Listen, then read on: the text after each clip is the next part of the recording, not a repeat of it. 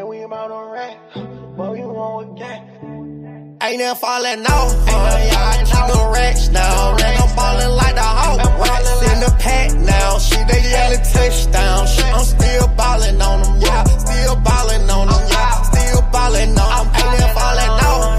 Yeah, I keep no racks now. And I'm ballin' like a Hawk. Racks in the pack now. Shit, they yellin' touchdown. Shit, I'm still ballin' on them. Yeah, still ballin' on them. Yeah, still ballin' on them. Yeah, did the dash, in the bitch, didn't crash. Molly on him, then his ass. Real bad bitch, did the perky dance. Failing eyes, over Birkin dance. The kid came smelling like the strong, don't remind me. 6,500 on the bullshit, I'm grinding. I'm still got timing. Cartier watch with the wrist and it's blinding. Every time I crank that beat, that auto start up. That's a money move. Watch the money move. Go on a money move. Watch what the money do. Watch what the money do. Started from the bottom now. Who I'm with the same class. We act a fool.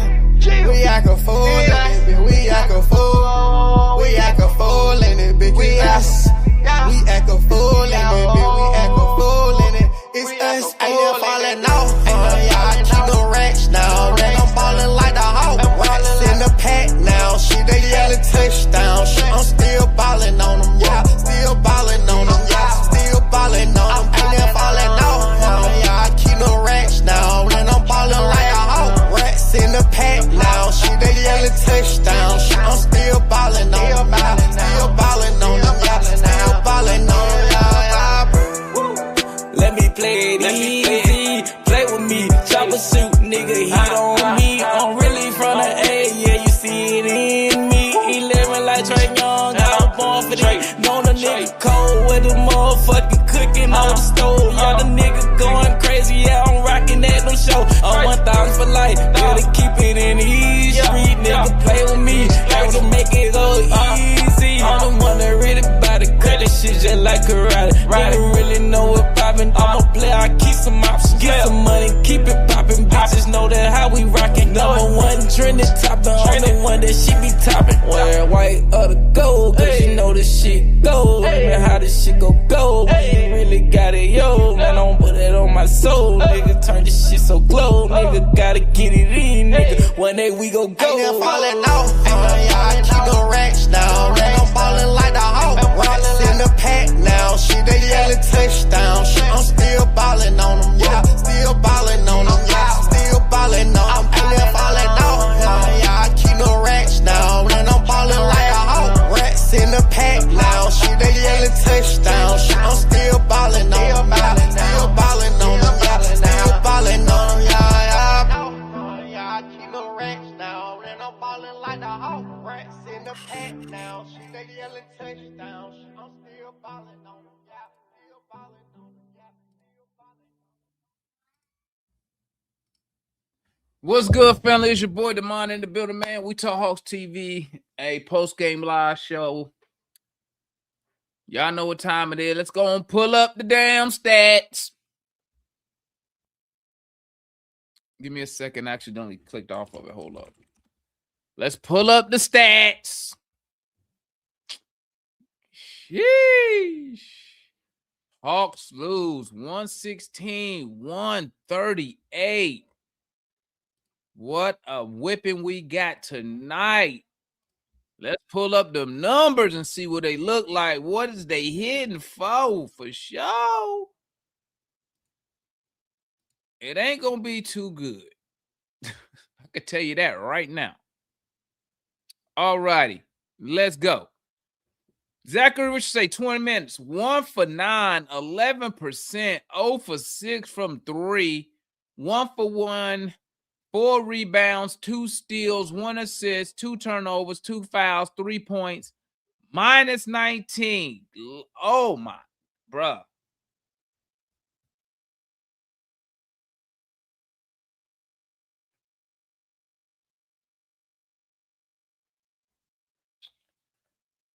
My boy was out of his depth tonight, bro. He was out of his depth tonight. But Zack looked like tonight, he really looked like a fish out of water. He looked like a fish out of water tonight. 1 for 9. The 3 ball not there tonight. Somebody gotta tell Zack, bro, when that 3 not falling, you gotta do other ways to score the basketball, bro. You don't have to just keep shooting threes all the time. You can dribble the ball in too and try to lay it up or something. But he was god awful tonight. Just, oh my God, bro. Just pure T awful. Yikes. He looked like a fish out of water tonight. It happens. It happens, man. But hey, my motto: play hard, get better. Give him the ball again. Let him keep shooting that shit. Let him keep shooting. It's gonna do nothing but benefit us. Rough night for him tonight. It's all Gucci. He looked like straight trash. But guess what? We have to go through. Well, excuse me. He has to go through. He got to go through this, man. He has to go through this, man, and learn. But goddamn, Timberwolves came out, bro. They was goddamn head hunting tonight, bro. They was head hunting, but I mean, rough night for the number 1 overall pick last year, man. It happens, but hey, I encourage him, keep shooting the basketball, keep shooting the ball, keep going at it. You're gonna have them good games. We all go through this, but he was god awful tonight. And I ain't gonna sit here and lie. He was awful. Okay. Like, he looked like he didn't want no parts of nothing tonight. He didn't look energetic. I was looking at his body language, man, and I did not like Zack's body language tonight. I didn't like it tonight, man. Even the 1 bucket that he scored, he looked like he didn't want to be there. Like, where's the enthusiasm, man? Where's the excitement? He looked like he didn't want to be there, man. It looked like he was just going through the motions, man. And he got to understand, hey, shoot the shit. And if you miss it, oh, well, you miss it. We was already getting our ass whooped anyway. Keep shooting the ball. Keep shooting. But Zack was awful. I don't got no other way to explain it. Ace Anur, 1 for 5, 20%. Bro, listen. Bruh, listen. Quinn know that ain't right, bro. He know that ain't right starting our young rookie on Randall. Randall he was just too big for him at the beginning of the game, man. I was like, bro, Randall got the ball, man, hit him with that. Dude fell back like 5 feet, man. 1 for 5. I hate for his night to look like that, man. But man, that's such a bad team to get a start against, man. Going against an all NBA player, dog. God dang, bro. And then we had no answer. They had him at center with Gobert, bro. Awful, just awful. Onyeka Okongwu, 33 minutes tonight, 4 for 9 from the field. He played 33 minutes. Onyeka played 33 minutes. Damn, it didn't feel like he played 33 minutes. 4 for 9 from the field, 2 for 4 from 3, 4 for 7 for the free throw line, 14 points, 5 rebounds, 3 assists, minus 27. CJ McCollum, amazing game for CJ tonight. Too bad it came in an ass whipping. Excuse me. 12 for 25 from the field. 48%, 56% from 3. Damn, CJ was cooking tonight. CJ was really the only bright spot we had tonight. If it wasn't for CJ, we probably would have lost by 50. 38 points, minus 25 on the plus minus. I mean, everybody gonna be minus tonight. We got manhandled from beginning to the end of the game. Let's make no mistake about it. But CJ was a bright spot. Nikhil kind of picked it up in the second half, 9 for 19. God dang, Nikhil had 12 rebounds. Golly, Nikhil with 23 points, 12 rebounds, minus 18. Gabe Vincent, 19 minutes, 1 for 6. Bro, how old is Gabe Vincent? Gabe Vincent look like he is god dang it. He look like he 40. Corey Kispert, 4 for 12, 1 for 7 from 3. He couldn't get nothing going tonight. Jock Landale, 4 for 5, 12 points. Minus 2. Bro, we just did not have nothing going tonight. Buddy Hill. Mo G, salute to my boy Mo G, man. 10 points, 7 rebounds.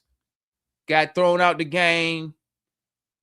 And I'm not going to sit here and lie to y'all. I kind of enjoyed him getting thrown out the game, man. I enjoyed him getting thrown out the game because I'm glad he didn't put up with that nonsense. I'm glad he didn't put up with the bullshit from Nas Reed. It happens. Somebody else need to follow suit. Buddy Hill, man, I'm gonna tell you right now, man. Buddy Hill played the worst 4 minutes of Hawks basketball I've seen all year. Buddy Hill, he don't even look like he's in shape. To be honest, he don't look like he in basketball shape. The way because I think Buddy Hill is what, 30? So he let Buddy just go straight past him, man. Like, and he tried to catch up with him, man. I'm like, bro, your ass, bro. Listen, man. Listen, I know he an NBA player, bro, but man, you got to have some type of goddamn like, come on, man. I know, how old is Buddy Hill? 30? Bro, he looked like he played like my homeboys out there. He played like the dudes I grew up with. He looked like he was 45 years old, man. He looked like he was 45 years old, bro. Keaton Wallace got a DNP. I don't even know why he gave Keaton. He should have put Keaton Wallace in the game, bro. I don't know why he didn't put Keaton Wallace in the game. Unless he hurt, he should have put Keaton Wallace in that game, man. Get that boy some playing time, man. Like, man, Minnesota gave us an ass whipping, bro. It ain't no ifs, ands, or buts about it. Golly, bro. We couldn't stop nobody. They only shot 38% from oh, well, they cooled down in that third quarter. That's why. It felt like they shot like 80% from 3, bro. That's what it felt like, especially in that first half. They was what? 65% from 3? Shit.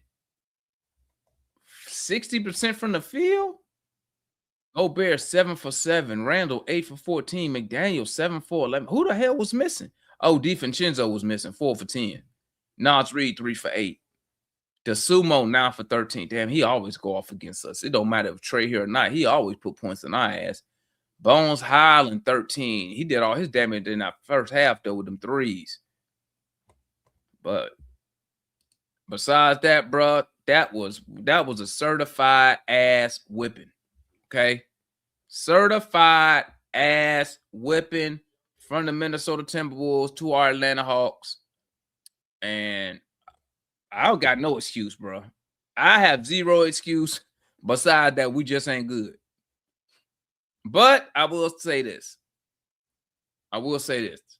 Minnesota, after that game they had last night, we was the perfect team for their ass. We was the perfect team for them to come and get their mojo back. And they got their mojo back. They look real good, man. Minnesota look like a well-oiled machine, man. Let me look at that lineup again. Jaden McDaniel, Randall, Gobert, Anthony. Yeah, we can't match up with these guys. Nas Reed, DeSuma, we can't match up with these boys. On paper, we definitely can't match up with these boys. But damn. Even Gobert went 4 for 9 from the free throw line. Jesus. Like I say, man. Hey, link is up, man. I ain't got no excuse tonight. I ain't got no excuse. We was horrible. And here's what tripped me out, though. Here's what tripped me out. Every time we got the game close, within striking distance, right? Every time we got the game within striking distance, we turned the ball over. Oh, that's what I want to talk about real quick.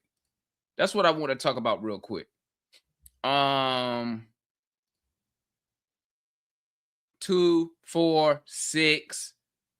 Wait, 2, 4, 6. My bad. I'm sorry. I'm counting the turnovers. 2, 4, 6, 9. Damn, he had 6 turnovers. Damn, 15, 16, 17, 18 turnovers. Damn, no had 6 of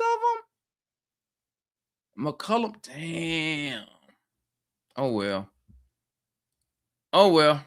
Got to keep it moving. On to the next game, man. All right, let's go with the homeboy Moore, man. What's good, my guy? What it do, Ski? Chilling. Rudy Gobert was 7 for 7. I mean, On double O, man. we don't have no height out there. We don't have no height. The next thing, I'm gonna first talk about Zack. Again, people gonna think Zack is ass, but y'all can't blame Zack. Y'all gotta blame Quinn. Because if Quinn gave this man a proper minutes like he was supposed to last year, like Damon said, you may not have been seeing the same Zack that you're seeing today. Because he looked terrible. Oh, he was double O. That's an understatement. That's an understatement. He looked. He looked like, bro. I'm looking at Zack body language, bro, and I was like, He looked like he was out of his depth, bro. He looked like that. He was overwhelmed. He was famished. Bro, he looked like, I'm like, bro, where's the all the fucking handshaking shit and all the hype shit? This mom, he out there like he looked like a liability tonight, and that's okay. I wish I was out there, bro, because I would have put him to the side and I would slap him in his face, man. I want him to get traded because I just want him. You know how like when women be panicking in the movies and a dude slap them. Oh yeah, to get it back in shape. Yeah. Hold up, man. I gotta say this. I watched one of your videos again when I was at work. Every time you watch your videos, did you come and I see you? The video that they pop in my head again. The one about the friend and was it the girlfriend? You had the homegirl over. And wait, was it the girl? It was the one where your wife come in, but you got the homegirl already in there. And she was like, he's upstairs, he's getting ready. And your wife was the friend. Yeah, wife was the friend. Yeah, what did she call you? Not your wife, but the homegirl. She said something just sexy milk dud or something like that. You talking about long form? My long forms, the YouTube stuff? Yeah, it was on YouTube. I was watching. I definitely don't remember that. It was like it was one of the old ones though. It just popped in my head because she said, "Yeah, she called you something like a chocolate milk dud," because she was trying to get the other girl jealous. It just popped in my head. My bad. Go ahead, man. My bad. I'm telling you, I haven't YouTube stuff. I shot a long time ago, so this would be hard for me to remember those. Nah, but I think I just feel bad for Zack. I just wanted to get traded to a good organization that can help develop him. Double O, I'll stand by it. He just doesn't need to start. I do like him on the team, but don't need to start. I'm just waiting for Kuminga, man. That's the only thing I can get excited for now. I'm just waiting for the lottery. Damn. That's it. I'm just waiting for the lottery, man. Like we're not playing for nothing. So like in my head, I'm like, man. I mean, it makes it easier for me to watch the game though. because I have no expectations. Like, now don't get me wrong, I'll get excited doing periods of the game, but like, because I saw your comment, you was like, "Demond, why you doing it to yourself? You know what's finna happen." But it's easier for me to watch the game because now I don't care no more. I mean, I won't say it like that, but no, I understand what you're saying. I don't really have expectations now because I don't really have expectations. So like, for me, just get a ball, get a shit to Zack. But like I said, with Zack, man, like, I wish I was on that coaching staff. At halftime, I would have slapped him in his face, but like, bro, get your ass in the fucking game, dog. You know what I'm saying? I would rather them trade him now because I don't know, man. But I'm here for Kuminga right now.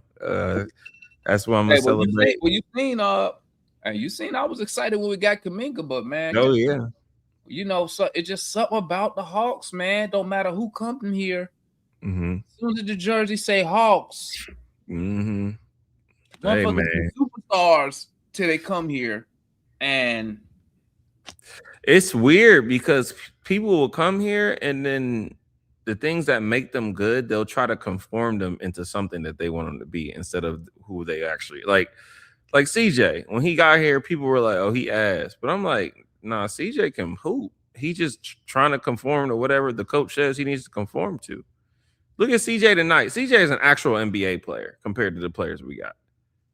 CJ went out there. He gave you 38. For one, that was dirty of Quinn to take him out for no reason. Demond, does that make sense? Demond, the nigga done played 468 minutes tonight. It's 1 minute left in the game, and he can go for 40, and you take him out and put Gabe Vincent in for what? Your head coach need to be more than fired. This shit it's just comical. And he's good. He went out there, gave you 38. He looked like an NBA basketball player compared to the rest of our players. It just and then how does CJ normally play? We play him off the bench. You can't shoot the ball too much because utilization's too high. They just micromanage these players out of being actual good basketball players. So that's all it is. I'm starting to agree with what you were saying earlier, though. Like, just play Zack. Who else we got that's young? Play Asa, and just let the chips fall where they may, man. Like, yeah, play these players, bro. Like, if you're not trying to win, what are we doing? It's only gonna benefit you if Zack gets better, regardless if you keep him or not. Because if he does get better and you want to get off of his contract, you can trade him for some actual assets. Teams actually still want Zack because they feel like he can be a good prospect. But what are we doing? We playing this man 20 minutes a game. Like, I'm not mad that we even play Dyson as much as we do, because it's one of those things where it's like, if we're playing the young talent and seeing if they can get better, then cool. That's what we got to do. But at least play Zack the same amount of minutes and gave him the same amount of attempts. Like, Dyson's not trying to play offense. So, like, just give it to Zack. And if we lose, we lose. We're not trying to win anyway. It just don't make sense to me. And double O, it's just defense is about effort. Some of it is talent, but like mostly defense is effort. Your center is just undersized, bro. He's just undersized. So I mean, and what trips me out is like they know that, I think the KP thing just blew everything up, man. Because he was supposed to be the starting center. Him not playing kind of like messed everything up, man. Like, listen, I'm telling you, the only player that honestly cared about in that trade deadline was Jonathan Kuminga. He is praying that he turns out to be something. If he doesn't, then he gonna get off of him. If he does, then honestly gonna look like a genius. So I mean, it's just he's the only. But you got to think about it. Kuminga is the only player that has the upside to help turn the organization around in a positive direction. Because I'm excited about Kuminga, man, but it's always that stuff in the back of my head where I'm like, I forgot who come up here and said it might be Foot when he says the coaches see them in practice. Mm-hmm. So for Kuminga to be a Golden State that long, and they let him go for Porzingis is crazy to me. Or maybe they know something we don't know. I mean, Steve Kerr said it in in his most recent interviews. He damn near apologized because he's like, I was told to prioritize winning. I played politics instead of developing Kuminga. He literally said it in the interviews. So he played pods over Kuminga. Brother, man, That's what's crazy to me right there. Like, you got to think. I don't know. I don't know what's going on over there. Kuminga's gonna have plenty of time to have the ball in his hands and do whatever the hell he wants. I'm not saying he's gonna be great. Yeah, let me bring Larry up here because there ain't that many of us tonight. I'm just excited for his upside, and that's the only thing I can be excited for right now. Because as of right now, we ain't got nothing to be excited for. So I'm gonna be excited for Kuminga. If he ball out, cool. I mean, I'm excited for him, but I mean, like as far as the team expectations, I'm just watching, enjoying it. Feed the young guys, let's get something going. I'm trying to see somebody dunk on somebody. That's all I'm trying to see now. Minnesota look freaking good, bro. Minnesota look good, man. Like, they got some of everything. Like, they got a good, well-balanced team. Big man, another big man, a defensive, and then bro, watching our dudes beside Gobert looks crazy, bruh. I thought Okongwu was 5'6" tonight. I was like, oh, that's what a center really supposed to look like. Yep. And then it makes me wonder why they didn't switch to the zone in the first half. Why they wait to the end of the third to switch to the zone? Why are you talking about defense with Coach Quinn, DeMar? The hell you doing? You know, I was hoping he was gonna do something else. Really? In the first quarter. Because we were still in the game until that last bit of the second when they started pulling away, and I was like, "Do something. We not out of it yet." But he even in Auntie's interview today, the dude brought up defense. I like how they asked questions today. They didn't like harp on them. They kind of just asked it in a way to where it wasn't like, bro, what you gonna do? Listen to him. But you got to go watch the interview 92.9 today. Okay, honestly, I'll check it. I'll check it out. And he was basically saying, they asked him, they were like, what are you going to do to fix the defense, essentially? What is that a problem? Because the fans or whatever, like, we obviously have a problem defensively because he didn't want to like point it out specifically. Right. And honestly said, actually, I know it's going to sound weird, but it's our offense that's been struggling lately. And then once the guy got off of the call with Ansi, he was like, the Hawks have the top 3 offense in the East, the conference right now. So he basically was like, I don't understand what he's talking about. But, they keep it professional. So, but you can tell. That's it. Yeah, what's good, Larry, man? Go ahead, Larry. That's that stupid ass focusing on. All right. Since Gunther's not going to be here today, I got a word of the day. Ball hogginess. Ball hogginess was happening today. No ball movement was happening today. I wonder freaking why. Hey, great game by CJ, man. He balled his butt off. He did look like the only offensive player out there. You know what I'm saying? Golly, man, we're the number 1 assisting team in the league this season, right? 31 per game, right? Yeah. On pace to set an NBA record, right? All right, I would like to go over example A. We play Minnesota here in Atlanta, Georgia. We put boots to ass. 126 to 122. Now, we did have Jalen and Dyson. You know what I'm saying? Especially Jalen with his scoring. But in that game, we turned them over 14 times. We only turned the ball over 8 times.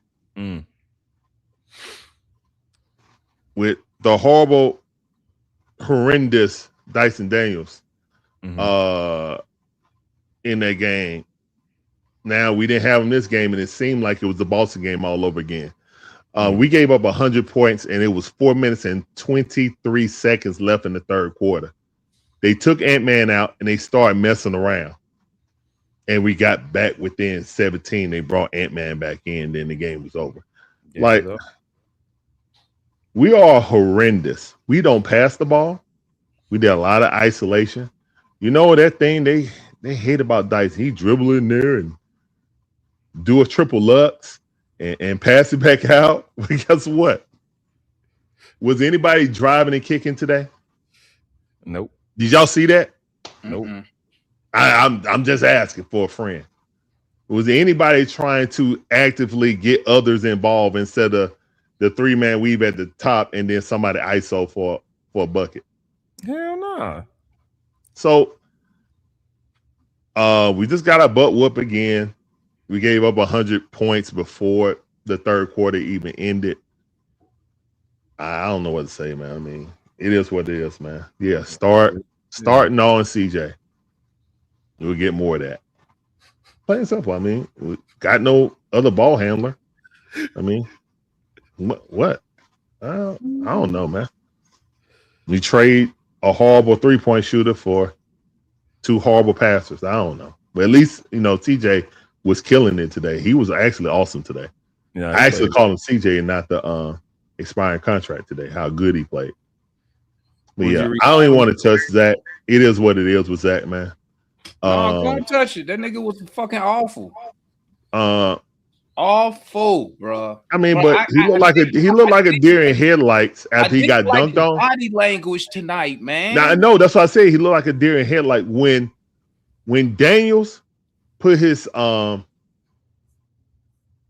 jewels in his face when he dunked on him and screamed at him. Zack was done. That was the end of Zack for the entire game. After that, he was shook. It was over with. And I mean, it is what it is, man. Like Minnesota wanted to get back. I can take the 1 for 9. I didn't like the body. No, that's what I said. He was shook after that dunk. You could tell. He was shook after that dunk. And that's why I was like, ooh. Where's my where's the encouragement? Hey, get back in the game. Come on. We're gonna keep shooting. Quinn's not gonna do that. Quinn's not gonna do that. Because listen, I understand like you gonna go do shit like that, but I needed somebody, because if I could see his body language, I know the fucking coach can see it, the assistant coach can see it. Like, watch somebody at that. Hey, man, we playing a fucking game today, bro. You are fucking get your ass, do your thing. Don't be scared. Whatever. Let it go. Forget it. We don't know if he's going to respond to that. I wasn't going to say anything, but all right. It ain't nothing. I disagree as far as he was out of it after, I guess, Jaden McDaniels dunked on him. No, if anything, he became out of it when your coach subbed him in to the game and then took him right back out immediately for Kispert and then like sat the nigga. Well, yeah, I mean, yeah. Either to the it didn't like he brought him back in to start that next quarter. He left him on the bench too. So I was like, what the hell did you? And then he brought him back in for 2 minutes and then took him back out. But again, he did look like he got hurt. Again, though, he played bad offensively for sure. He was ass cheeks. I agree. I ain't nobody finna duck from that. But also, too, though, my only thing is, though, it's like, bro, I don't know. The nigga was ass, but I just like, I hate the fact that that's what basketball been regulated to. If a nigga ain't looking like y'all want to, basically on offense out the gate or whatever, he's ass. He's completely dismissed. Literally was the only nigga who can even play defense today. I watched that man lock up Ant-Man 3 times on the same damn. I did see that. One person even mentioned that shit after he just that. locked up all the Hornets niggas the last game. But like I said, the nigga sucked offensively for sure. But as soon as my dog gets strong, because I'm kind of mad about it, I'm like, weak ass nigga, you'll bump knees and get hurt again. That shows you that he just ain't strong. He lost the ball because every time he get bumped, the nigga lose the ball. He just got to get stronger. It's simple as that. The nigga got to get stronger. But the other bullshit, bro, thank you, Larry. Bro, this ball, this take your turn ball hogging ass offense is not it, especially when Jalen and Dyson not there. If they ain't there, that ball hogging, bro, it ain't no passing happening, bro. It was a horrible offensive showing. Exactly. Stats, bro. I'm gonna say that with my whole chest. Fuck what he did tonight. I don't care what them numbers say. That nigga played like ass and selfish the entire time. He ain't played no defense, no nothing. I'm watching Abba-Duba-Subu or whatever beat the nigga down court routinely. Dusubu was. Oh my nigga. I thought he was looking at Trey how much he was attacking CJ. So again, man, like it's just funny though.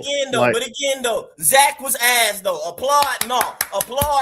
Because I'm telling you right now, a Nickeil Alexander-Walker led team, high usage team, ain't doing shit.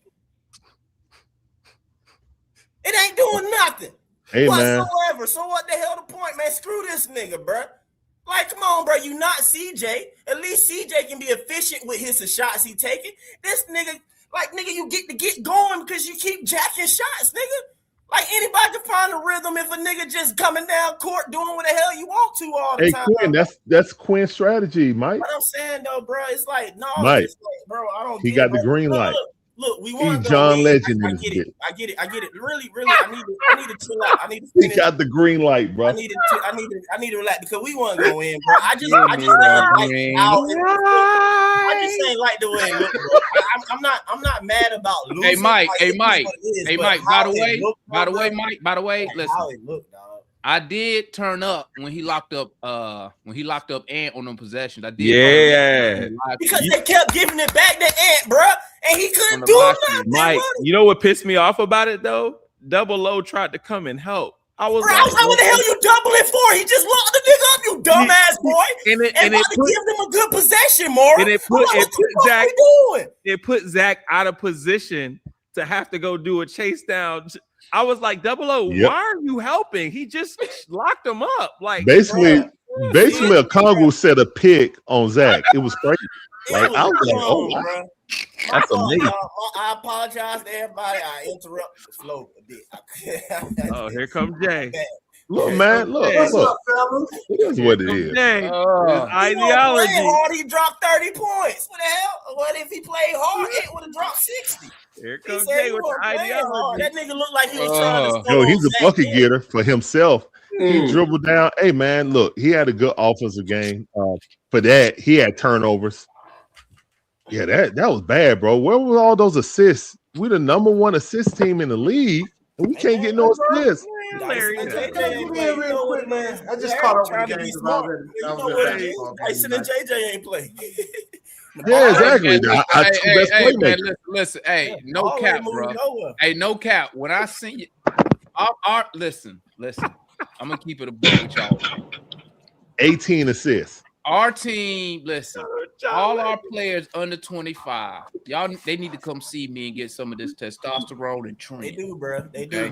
We got to because, bro, when I seen Ace the Newell beside Randall, I mean, Julius always been a beast, though. But I'm just saying, I understand that, but I was just Randall like, or Rudy, yeah, bro. I said, bro, we are slim. Yeah, I told you we're a skinny team, DeMond.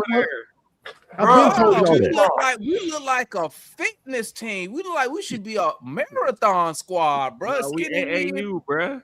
We AAU. Yeah, man, we look like a high school to college. That's how it looked. I got a quick question. Did y'all blame Quinn tonight? Tonight? Say you want close enough. Absolutely, I blame Quinn on the development of Zack. I didn't blame Quinn since day one. He ain't good. Yes, I can blame Quinn. Foot. I can easily blame Quinn. Without a doubt. Did y'all see this roster? Foot. I can blame Quinn from day one. Hey, Foot. Everybody on this roster is what Quinn wanted for Auntie. Everyone ain't no damn. No, ain't no. I bet you the We Talk. No cap. I bet you the We Talk Hawks pan. I bet you we can out bench press the Atlanta Hawks. Ain't no way. I did 295 today. Let me say this real quick. Go ahead and say it. Guys, this Auntie is not finished. Right? Oh, he done for this year. He done to the lottery. What you mean? He finished it to the offseason. Hey, year 2 of a 3-year rebuild. Y'all just I get it. Hey, you might This is year zero, man. Hey, you might want to add 2 more years to that, my boy. Let me go ahead and add 3 more years to that. Y'all are expecting. Y'all said Kuminga a superstar. What y'all talking about, though? Hey, y'all talk about who needs some damn momentum. Hold on, I'm just saying. Y'all keep talking about who needs some damn minutes. They got him tonight. Right? This team, I'm going to say it again. As constructed, it ain't it. We are rebuilding. When y'all get that understanding and just sit back and relax, y'all stop all we got that now. We got that now. Y'all got it now? He pretty much said it today. The problem is that this GM is getting players for this deadbeat coach. The GM is getting players for what he's gonna get. We ain't got all of them. This is a young team. I know he ain't finished. I don't know about that one, Larry. So let this shit play out. You want Kisper? I'll take Kisper. We're a young team, and we're developing. If we were rebuilding, we would took the pick. But Buddy Hield ain't young. Buddy Hield, you think we wanted Buddy Hield? Buddy Hield ain't gonna be Gabe Benson ain't young either. Hey, time out. We got Gabe Benson for a pick. Ain't nobody talked to Buddy Hield though. Somebody need to talk to Buddy Hield because he was on the bench cracking up and making fun of Rudy Gobert when he airballed that free throw. Somebody need to tell that nigga he got somebody on his team that liable to do that same bull. Hey man, y'all. Did you see Buddy run past Buddy? That ain't airball no free throw. Buddy Hield doesn't. I saw Zack airball a 3, just as bad as Dyson today never too. Airball a free throw there. No, he didn't. Who didn't airball it? What you say? He said Dyson never airballed the free throws. No, he didn't airball. Not as a Hawk. Yeah, he had. No, not no free throw. Yeah, he had no free throw. He did. Hey, Mark, hold on. Pull it up. I don't remember that. So y'all want to know? Hold on, y'all want to know who was going down? We want to know what? We were going. Hey, let me go ahead. Since it's over with, we were going after Zubac, but it cost too much. That's why I sent Mar. That was inside, so it didn't get leaked. But you see what they gave up for Zubac. For Indiana gave up for Zubac. I would have so went and got him. He wasn't a target, but they wanted too damn much. They say tell us outside. So you gotta find the video footage though, bro. I would have went and got him. Pull up. He don't want to be here, man. Buddy Hield don't want to be here either. He gonna be playing like this. Buddy was not supposed to be playing. Him and Gabe was not supposed to be playing this season. That's why he was. They look like they played. Look, they got Gabe Benson for a pick. They just wanted pick. Those are the moves that you're trying to do. They look like they ain't played about 2 years. That's gone. Buddy Hield hasn't. They haven't. Draymond pretty much said it. Last teams. Bro, they look out of shape, bro. They gone, bro. Oh yeah, they're not gonna be back. Yeah, background be gone. Yeah, who is that? Buddy Hield almost helped the Golden State Warriors win a championship. Quinn about to get up out of here. Kool-Aid got that No, background. it's not, man. That boy Kool-Aid got that background noise on Kool-Aid. Y'all ain't see Quinn. They give a vote of confidence. They gave up Duncan Rudy Gobert or whatever in the middle of the zone. Larry. Yes, sir. When they gave that dunk up, did you see Double O got mad at somebody, bro? Quinn ain't got mad. Oh, I didn't see that. I saw Quinn get mad though. Quinn they was in the zone. Double O too damn small. I keep telling y'all. I can't remember. They don't know how to run zone. And O got mad. I can't remember who's on that right side. Double he got mad that small. He get up out of here. In the wrong spot or something. What up? Let's hear from Marion and Jay. What's lying? What's up, man? What's good, fellas? What's going on? Marion and Jay. Hey, Marion, don't be hating on me because I'm trying to get excited for Kuminga, dog. My bad. What you excited for? My bad. Trying to kill my dreams. You can be excited for Gabe because Gabe Vincent had twice as many assists as CJ tonight, and he played half as many minutes. So be excited. We got Gabe Vincent getting all those assists because CJ don't pass. Neither does Nall. Yeah, CJ came out saying. I think we got 5 turnovers. We got a lot of duplication that we Y'all have. had 6 turnovers, Larry. My bad. For a reason. But we got CJ and Nall. They duplicate each other. We got I hate to say it, but JJ and Kuminga kind of duplicate each other a little bit. It's going to be interesting to see us try to pull all this together. Gobert was able to get everything he wanted tonight. It looked like he just went to the dunker spot, held his hands up, they threw him the ball, and he got 2 points. Ooh, It didn't matter who was down there. It was Buffalo. It was Lindale. All of them. It just didn't matter. Yeah. And I still don't think that Ansi and Quinn are on the same page in terms of what we're trying to do with the rest of this season, to be honest. Because if we're developing players, then we need to play our players that we're developing. If we're trying to win, then we need to go ahead and do that. But we brought in all these vets. I know that they're ending contracts and whatnot, but they're getting a whole lot of minutes if we're trying to develop. So that's basically all I got. Because we're trying to develop San Antonio's pick. That's what we're trying to do. Go ahead, Jay. Go ahead, Jay. Hey, can I throw this in real quick though? Just real quick, Jay. Man, it really did, but I knew y'all niggas gonna be like this, bro. Those 2 horrible looking F-ups by Zack literally came after he played great defense. Now, like, watch these motherfuckers just completely dismiss the defense now, bro. Like, Mike, damn, that joint sucked, Mike, one more thing, Mike. I honestly believe that Zack ran into some Minnesota women on the way down to the game. And they took it. Hey man, I'm telling them East Africa. I'm telling you, man, because that last 3-point shot he shot, man, that didn't hit nothing. Oh no, bro. That came after he hurt his knee though. I don't know. He was trying to get a shot up, but that literally came after he had hurt his knee. And I don't know why he shot it. You could tell that obviously the knee part crap. The last 2 shots came after he bumped knees with Rambo. Zack is not playing the next game. Mike, I will never blame Zack, bro. I will always blame Quinn for Zack for where Zack is right now. Now I heard you, man, but stop trying to trade him though, man. Get rid of Quinn first. I ain't trying to trade him. What? Yeah, you did. You did say you praised Zack. Oh, I did. You're right. Because I do want to trade him. I tell you, they're shopping Zack. No, I want to trade him because I want him to do nothing right now, Kool-Aid. So leave me alone to the summer, dog. I want to trade Zack because I want better for Zack. I want to trade Zack because I want better for Zack, not because I don't like Zack. I need Zack to go on a generational run. Shit. Jay, what you got? Minnesota strange. I don't know what that means. Hey, I ain't gonna front. That's a hard team to go against though. Minnesota are tough, man. They tough. Especially when we blew their back the first time. They wanted to get that to play well. My bad. Let's hear from Jay real quick, man. Let's hear from Jay. I mean, Minnesota was dysfunctional. Look, they need that to play well so they can. Hold up, Kool-Aid. You after Jay. Okay. So we go Jay and then Kool-Aid.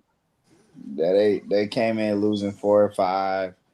They got blown out yesterday by the Clippers. I thought we could sneak up and win, but then I seen no Dyson, no Jalen, no win. I mean, no hope. Pretty sure you would, damn. Man, that shit. I thought we could hang with them. We was good. I mean, technically on paper in the game flow, you competed. You did. See, I hate games like this where you down a lot. Well, you didn't have 3 years. But then, like, they do, like, instead of just when they went down almost 30, man, they should just melt the shit in.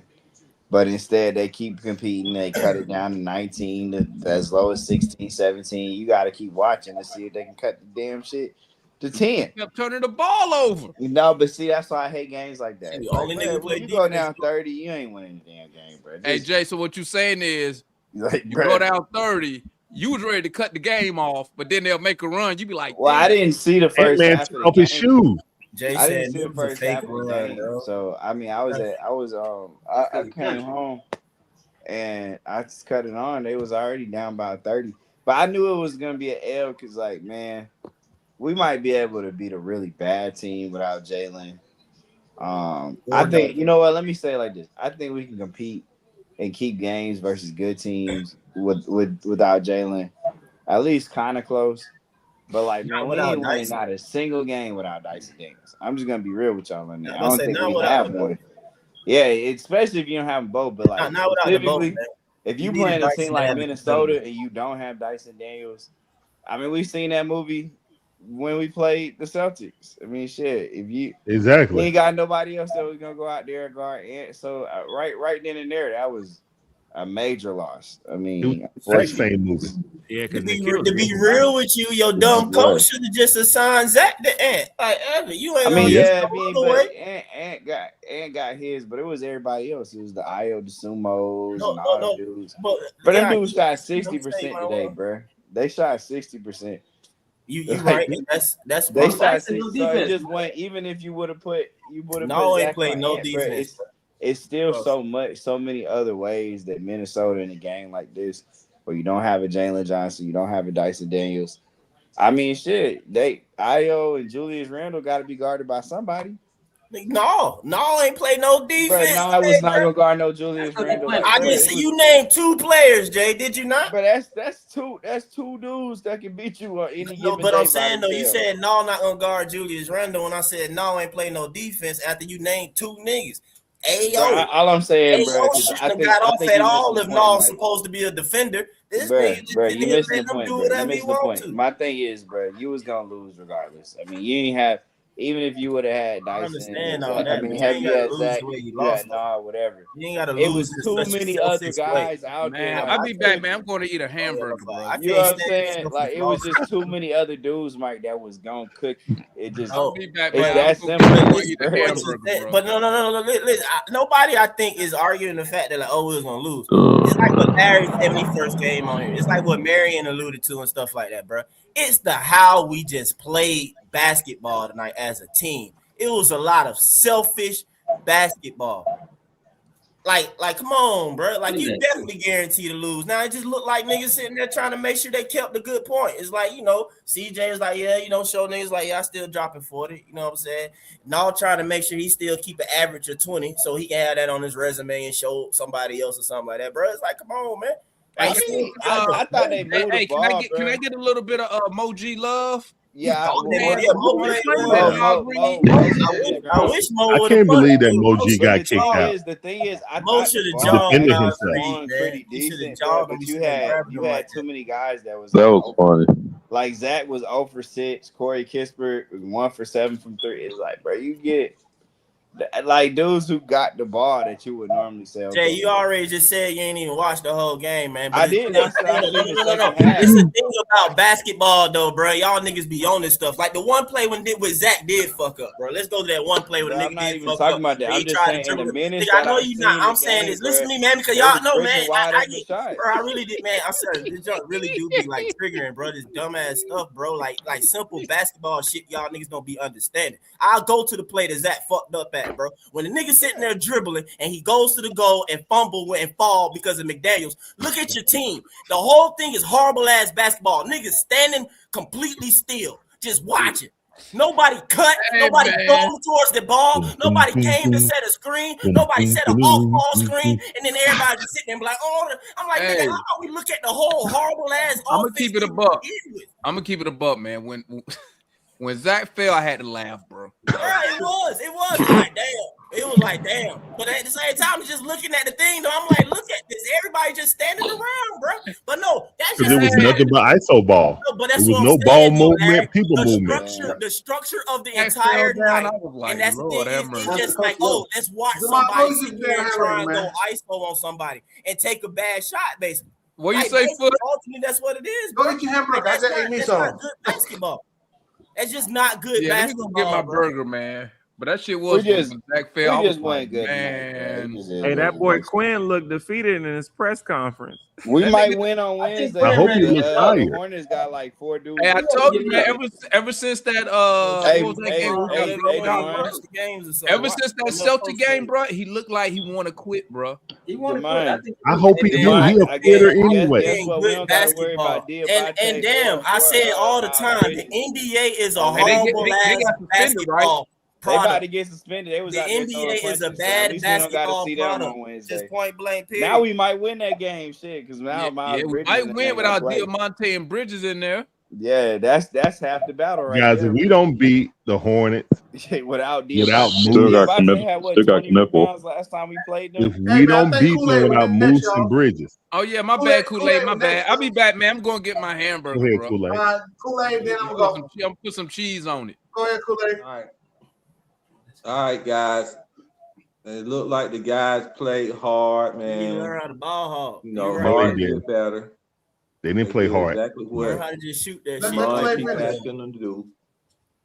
I still feel that Zack was playing hard tonight. He just had a bad offensive game. In the last few games, Zack been playing hard. Yep. But I think they got. I don't think they like Zack. I don't think the teammates like Zack. Something going on between Zack. Here we go again. I took the teammates because sometimes you get rubbed, man. Darius Miles ain't said fuck LeBron, y'all. Do y'all not understand that? Like niggas got to be told to give way to a young nigga, bro. Like niggas wasn't trying to give way to LeBron. They had to be made to do that. Again, Zack ain't LeBron. I'm just saying, like older niggas, you got to make them do that, bro. If they ain't gonna make them get out the way and pass it in the front, it ain't gonna happen, bro. Like, well, that's a Quinn problem. It is. I mean, but it is what it is. Let Kool-Aid finish. Yeah, you're right. My fault, bro. Let me shut up. But you know, coaches tell the teammates who to give the ball to. And tonight, CJ is the one that they tell to give the ball to. And that's why most of the time, the one who's gonna get the ball gonna be the one gonna shoot the most of the time.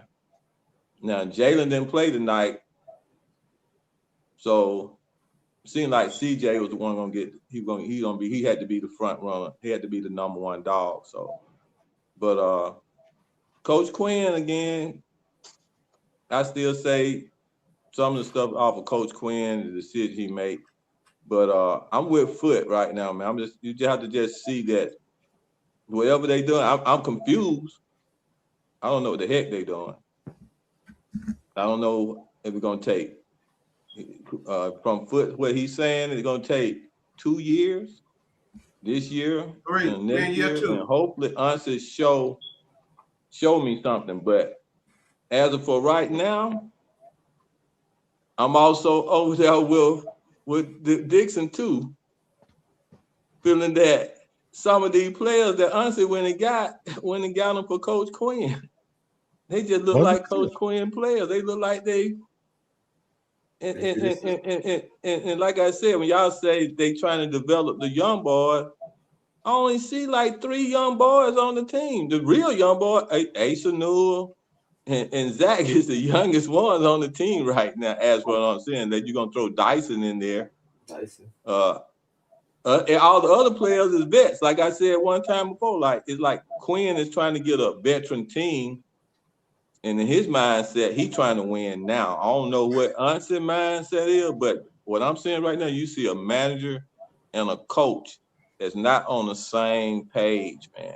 So either it's confusing because one time Answer speak like he's not with Quinn, but then he go make moves and get players like he with Quinn. That's it. The CRISPR, what their name? That's what Quinn asked for.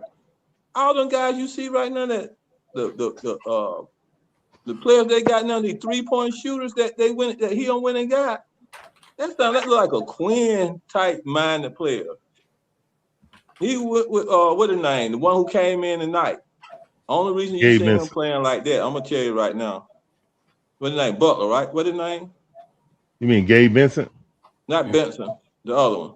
You talking about Buddy Hield? Buddy Hield. Buddy Hield. Buddy Hield didn't want to come to Atlanta, man. That's why you saw him look slow for the night.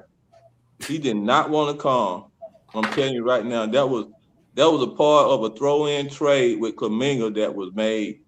Yeah. For KP to go to Golden State, but he did not want to come. So you're gonna be seeing a lot of unenthusiastic playing right now, man. But whether Mike like it or not, I really think that they shopping your boy Zack, man. That's what I feel. I feel that they're gonna give Zack a certain amount of time to get his stuff together up until the time Kuminga get ready to hit the floor. If he ain't ready, if he ain't showing something, and the night was a bad look for him. The other night was a bad look for him. No, he had a great game the last night. Well, the last night, but the night before that. I'm saying the You game. talking about the game before the first game and last game? No, the good games the don't game count. before Bro. that. Skip that and go to the last Hold battle. on. They don't Got count, super man. chat traded our best 3-point shooters for what? The guys we got need time to get rhythm. But yeah, let Kool-Aid finish so I can go ahead and go. So I'm almost finished. So Zack actually, from I'm looking at is that Zack off and on games, he got to be consistent. And if he don't be consistent by the time Kuminga hit the floor, he might get pushed way back, man. He might lose that spot to Kuminga time. They're gonna start trying to build this thing around Kuminga and Jalen Johnson. That's my take, man. Quick question: How long do we got before Kuminga come in? Probably a week. So what now? I just want to know how long we had before Kuminga could play. About a week. Reassess after the All-Star break. Hold on, man. Let me go ahead and go. Look, man. Y'all keep talking about Quinn's guys and all this other BS. Every guy we just picked up was because of another deal, a different deal. Like, we were getting off KP to get some for him, right? We were getting off. Those guys have to match the money. Mm-hmm. I already done told you about Kuminga. I mean, a lot of y'all think Kuminga just going to be a savior or something. He already told me we're going to see if he can fit. But, I mean, Corey Kispert, all those guys, we got them because we got off trade. All right? So, those moves wasn't to make us better. Those moves was to get out other dudes and become more flexible. So all these Quinn guys, they getting Quinn guys, they do the same thing. Honestly, just don't told you 3 times what he was doing. He was very clear. He even spoke about the Kuminga thing. We're gonna see if it works. You know what I'm saying? So what, Larry? Oh, finish. I'm a counter. Finish. Okay. I don't want to interrupt you. So when we look at this squad, a lot of y'all put Zack is 20 years old. Just because he's the #1 pick, y'all think he's supposed to be a world beater. We know how that draft was when he came out. We know what they had. They ain't had nothing like it's going to have this year. So guess what?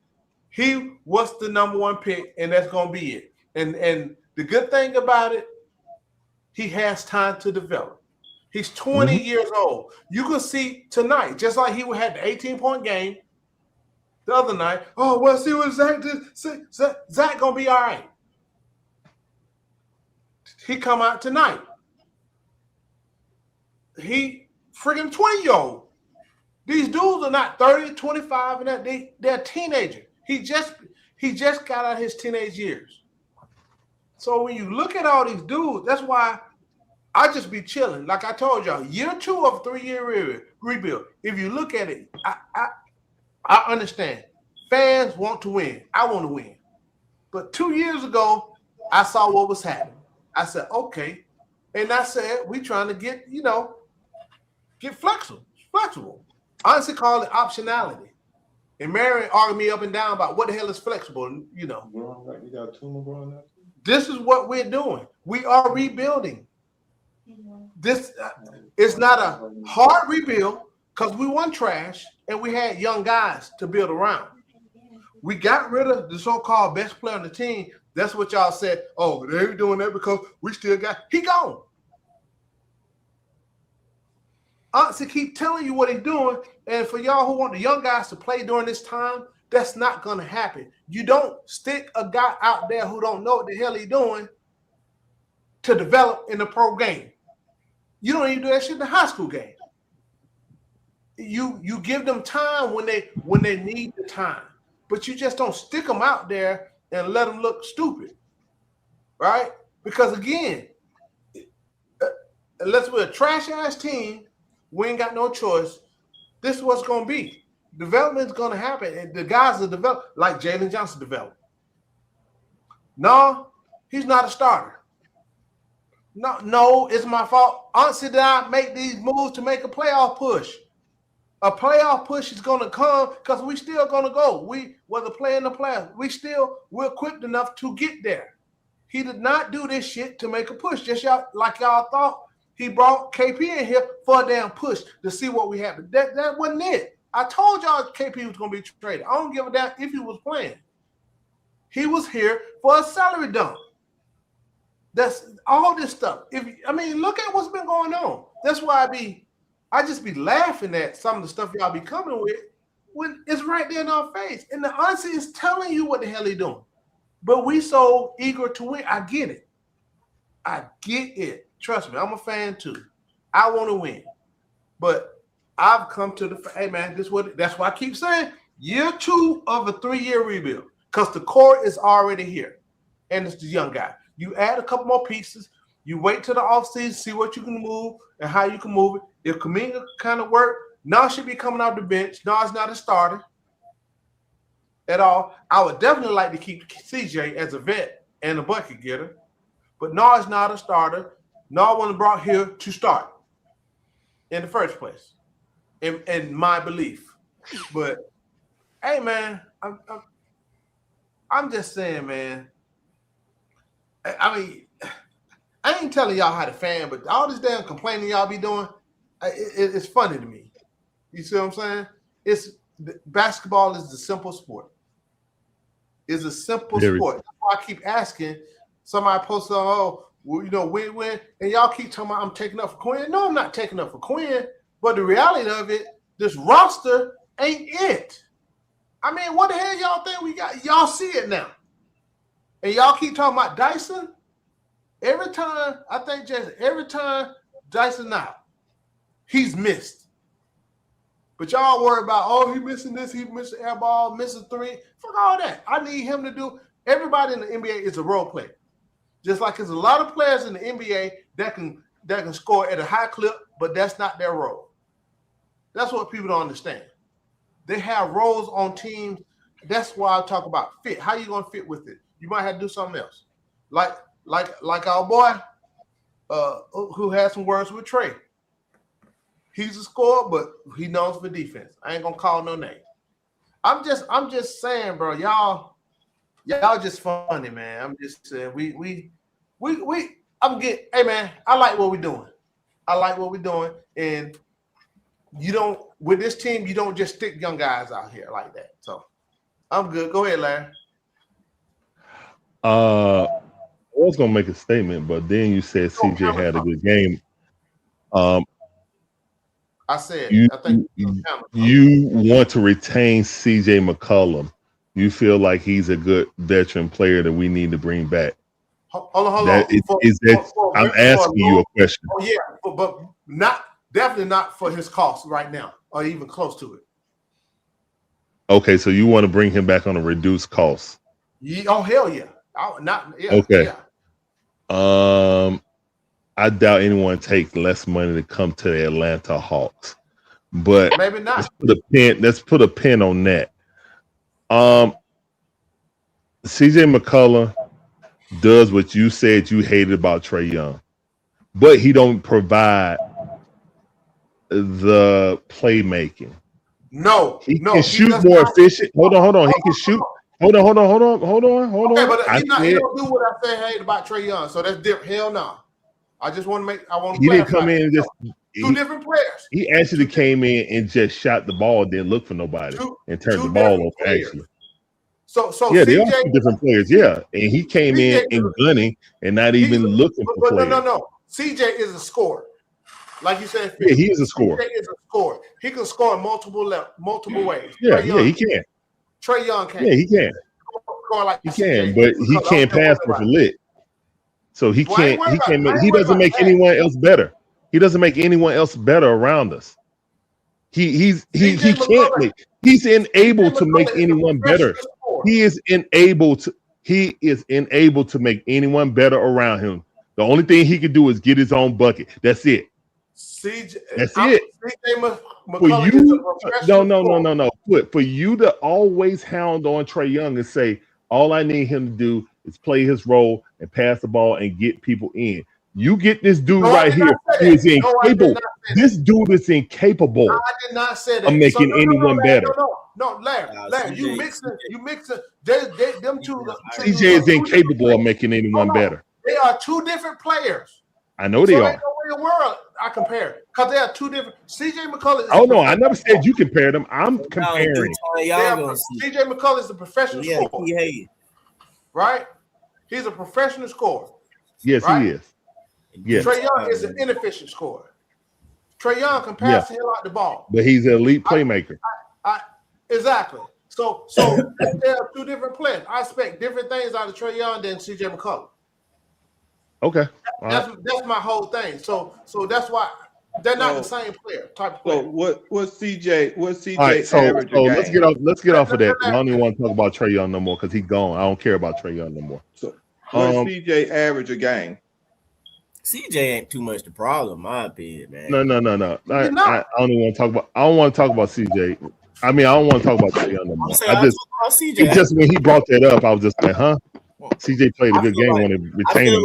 I look at him as an expiring contract. I don't need him on. I don't need two Nalls on my team. That's where you're going to. That's where you're going to. He's not Nall. No. Look, hold on. Let me be the because people want to start those two together.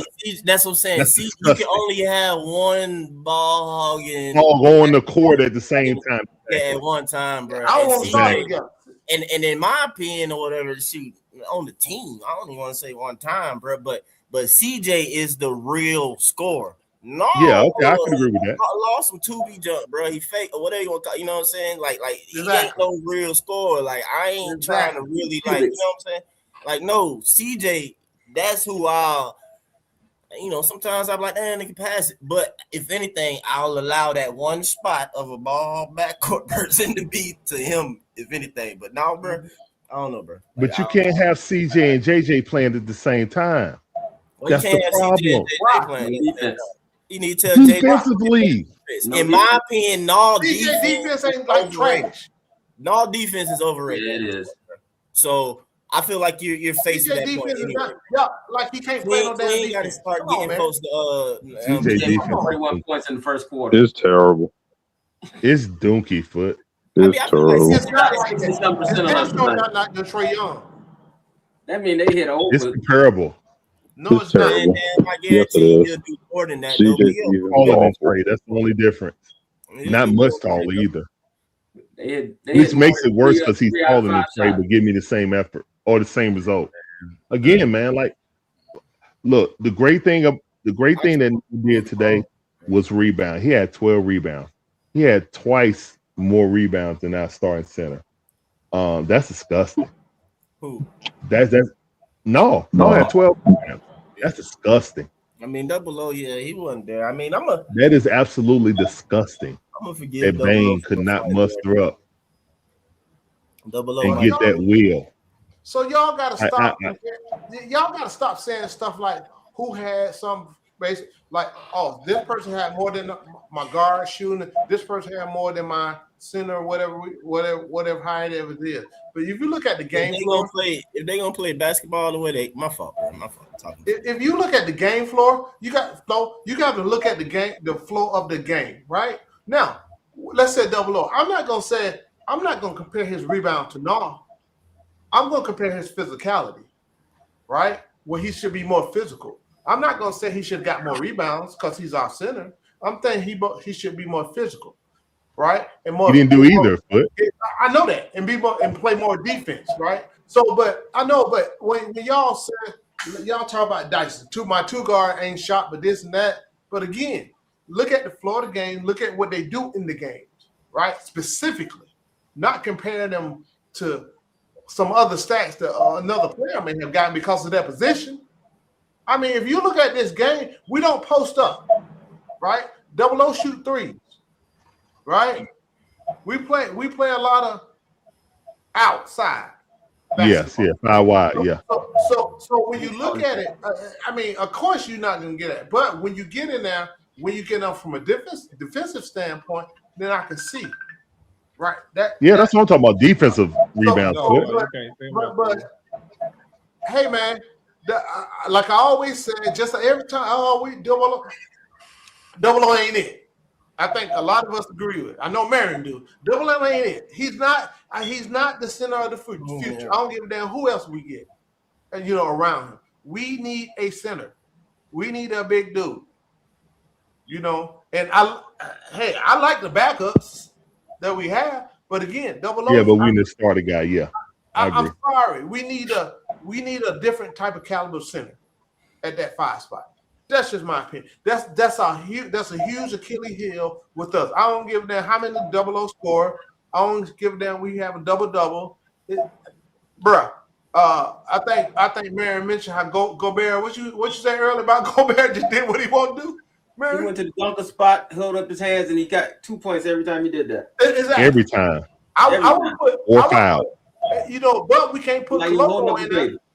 Koloko would have gave him some resistance, but we can't put him in there. Again, the NBA is about politics, right? Koloko automatically gonna be at the end of the bench. That's just what it is. Yeah. I mean, that's what we got to understand. That's just how that shit works.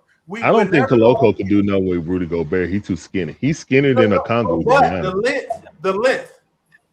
Right? I got you, but Rudy Gobert like out physical to everyone. But again, Koloko, the height and the physicality. He could have did something. He could have did something with him. Yeah. Right? Well, that goes back to Quinn. Well, no. It goes back to politics, bro. I keep telling you. See, y'all. I know Quinn playing politics. No. Y'all think Quinn making all the damn decisions, bro? I keep telling you. On the court, he do. The GM has a lot to do. The organization has a lot to do with a lot of these dudes playing time. All right, I got you. I'm telling you.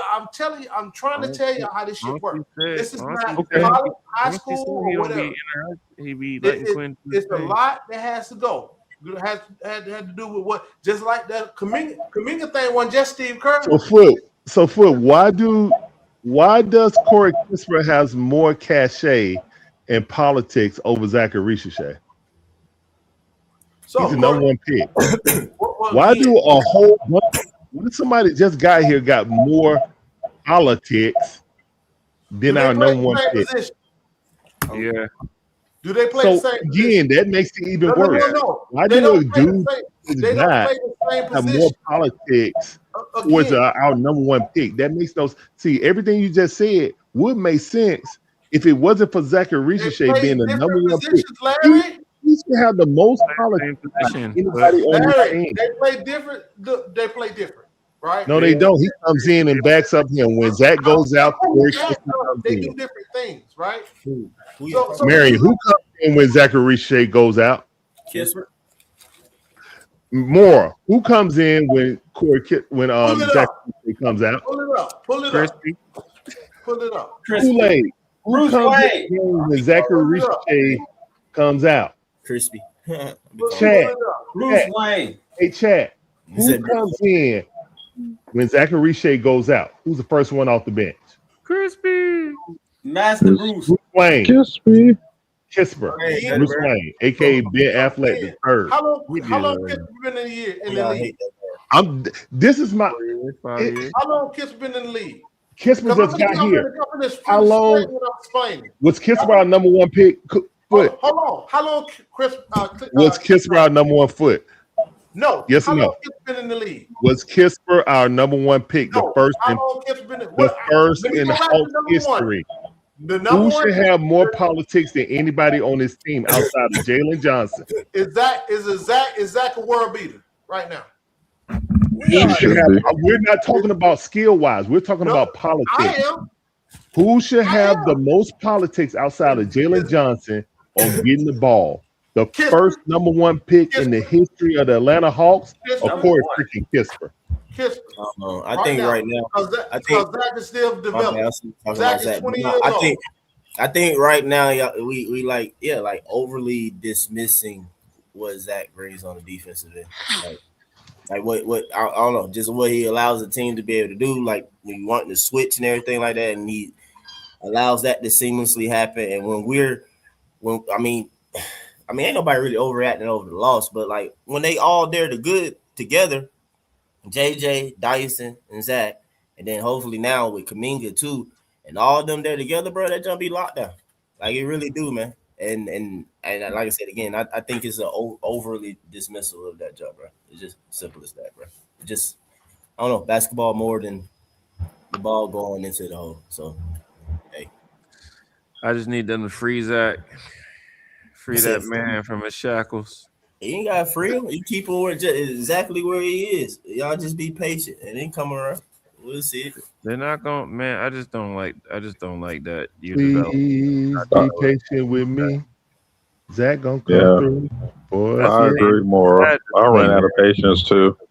The worst part about it is that everyone's gonna blame Zach, and that's what pisses me off about it. That jump happened from day one, bro. It was a writing on the wall, man. It was writing on the wall from literally day one, from not averaging like 20 points and not basically aggressively and dominating things. Whatever, like, bro, it's been the same case like ever since, bro.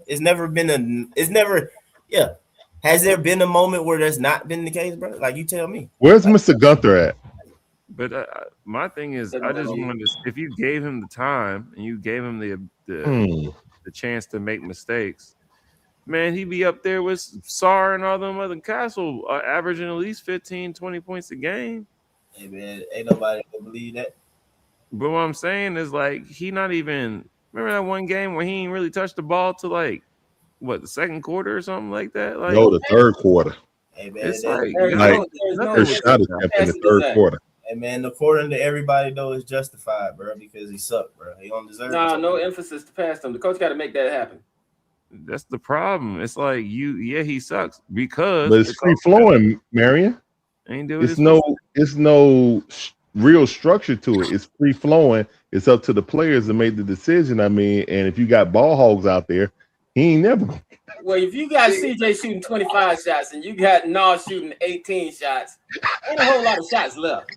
And I honestly, I'm telling you, man, that's why I really do think they're gonna let go of Quinn, because you no, can't. They're not, man. Listen, for real though, if y'all gonna be you can't be Ansi and be preaching development, but then turn around and the only people with the highest usage are people who've been here for 10, 15 years in the league. Like, that don't make no sense. But Mara, didn't Ansi say? Did he praise Quinn? Because he said, "Look, I done gave this man 4 different teams.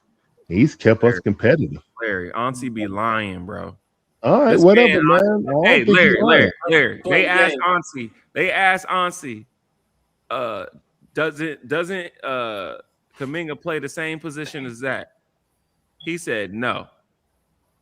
I mean, technically, he don't, bro. No, he don't. He's played more power forward than small forward. I will give. What I'm saying is, they asked him if they basically brought Kuminga in to replace Zack. That's what they basically asked him. Yeah, of course. And then he was like, Kuminga don't even play the same position. So you're gonna play Kuminga over you gonna play Kuminga over Jalen Johnson? No, and they're gonna move Jalen Johnson, and he's gonna say, we're actually moving Jalen Johnson to the small forward because we feel like he'll be more suited to that. And that's what they're going to do. They're not going to say we're benching Zack. We're going to say all we're going to do is, I don't know what the hell they're going to do. You know what I'm saying? Quinn knows Zack more than he knows Kuminga. So for all I know, he's going to play Zack. But but then again, he never knew Kisper either. And now he's splitting time with Kisper. As soon as Kuminga dunk on that first person, bruh, I'm telling you. Guys, I really hope that don't happen. You know what I'm saying? But I don't know. I got out the Kool-Aid. Hey, guys. Can I say something? This don't feel like deja vu to you from last year, man. It's always deja vu. Am I not right, Mike? What I screamed about last year. You mean Groundhog Day? Same single thing. It's just different players, a different day. We was developing. Am I not right? It's the Groundhog Day. Am I not right? You're right. Yeah, Punxsutawney Phil. Deja vu. Same thing, different players. What I'm saying though, bro, it can't be two things though at the same time in this case, bro. Either the nigga suck, or you know what I'm saying, and he ain't worth, you know what I'm saying, developing and doing all that, to going through the process for. Or you be fine with what the heck going on, point blank, period. Listen, you know what I'm saying? Like, so I that's why I don't get necessarily, because it's like in one breath with a lot of folks is, oh, he not X, Y, and Z, but then it's like you getting mad that it's like he not getting minutes and and more touches or things ran for him. So it's like, what's the point of doing that, bro? If you don't think they anything anyway. I put money on it that Kuminga will be starting by the end of the season. Let me tell you this, guy. Anybody want to bet? I'm gonna shut up for a little while. I just want to say this. He might be. More, you got a problem. I'm trying to get some more money. Valentine's Day coming up. Hey, still. Shoot. I want to say this. What's up, Kool-Aid? What's the bet? I really believe in that Miami Heat game. If he would have played Zack going into last final fourth quarter, we would have beat the Miami Heat. Which Heat game? I really believe that. But he did not do that. He went with those vets. You mean the last game? We was winning. The last game was Charlotte. When we started and Zack started that game, we was beating those guys. I'm talking about last year in the play-in. Oh, okay, I got that's what I'm talking about. When you look at that, when he was playing Zack, that's why I say it's like deja vu.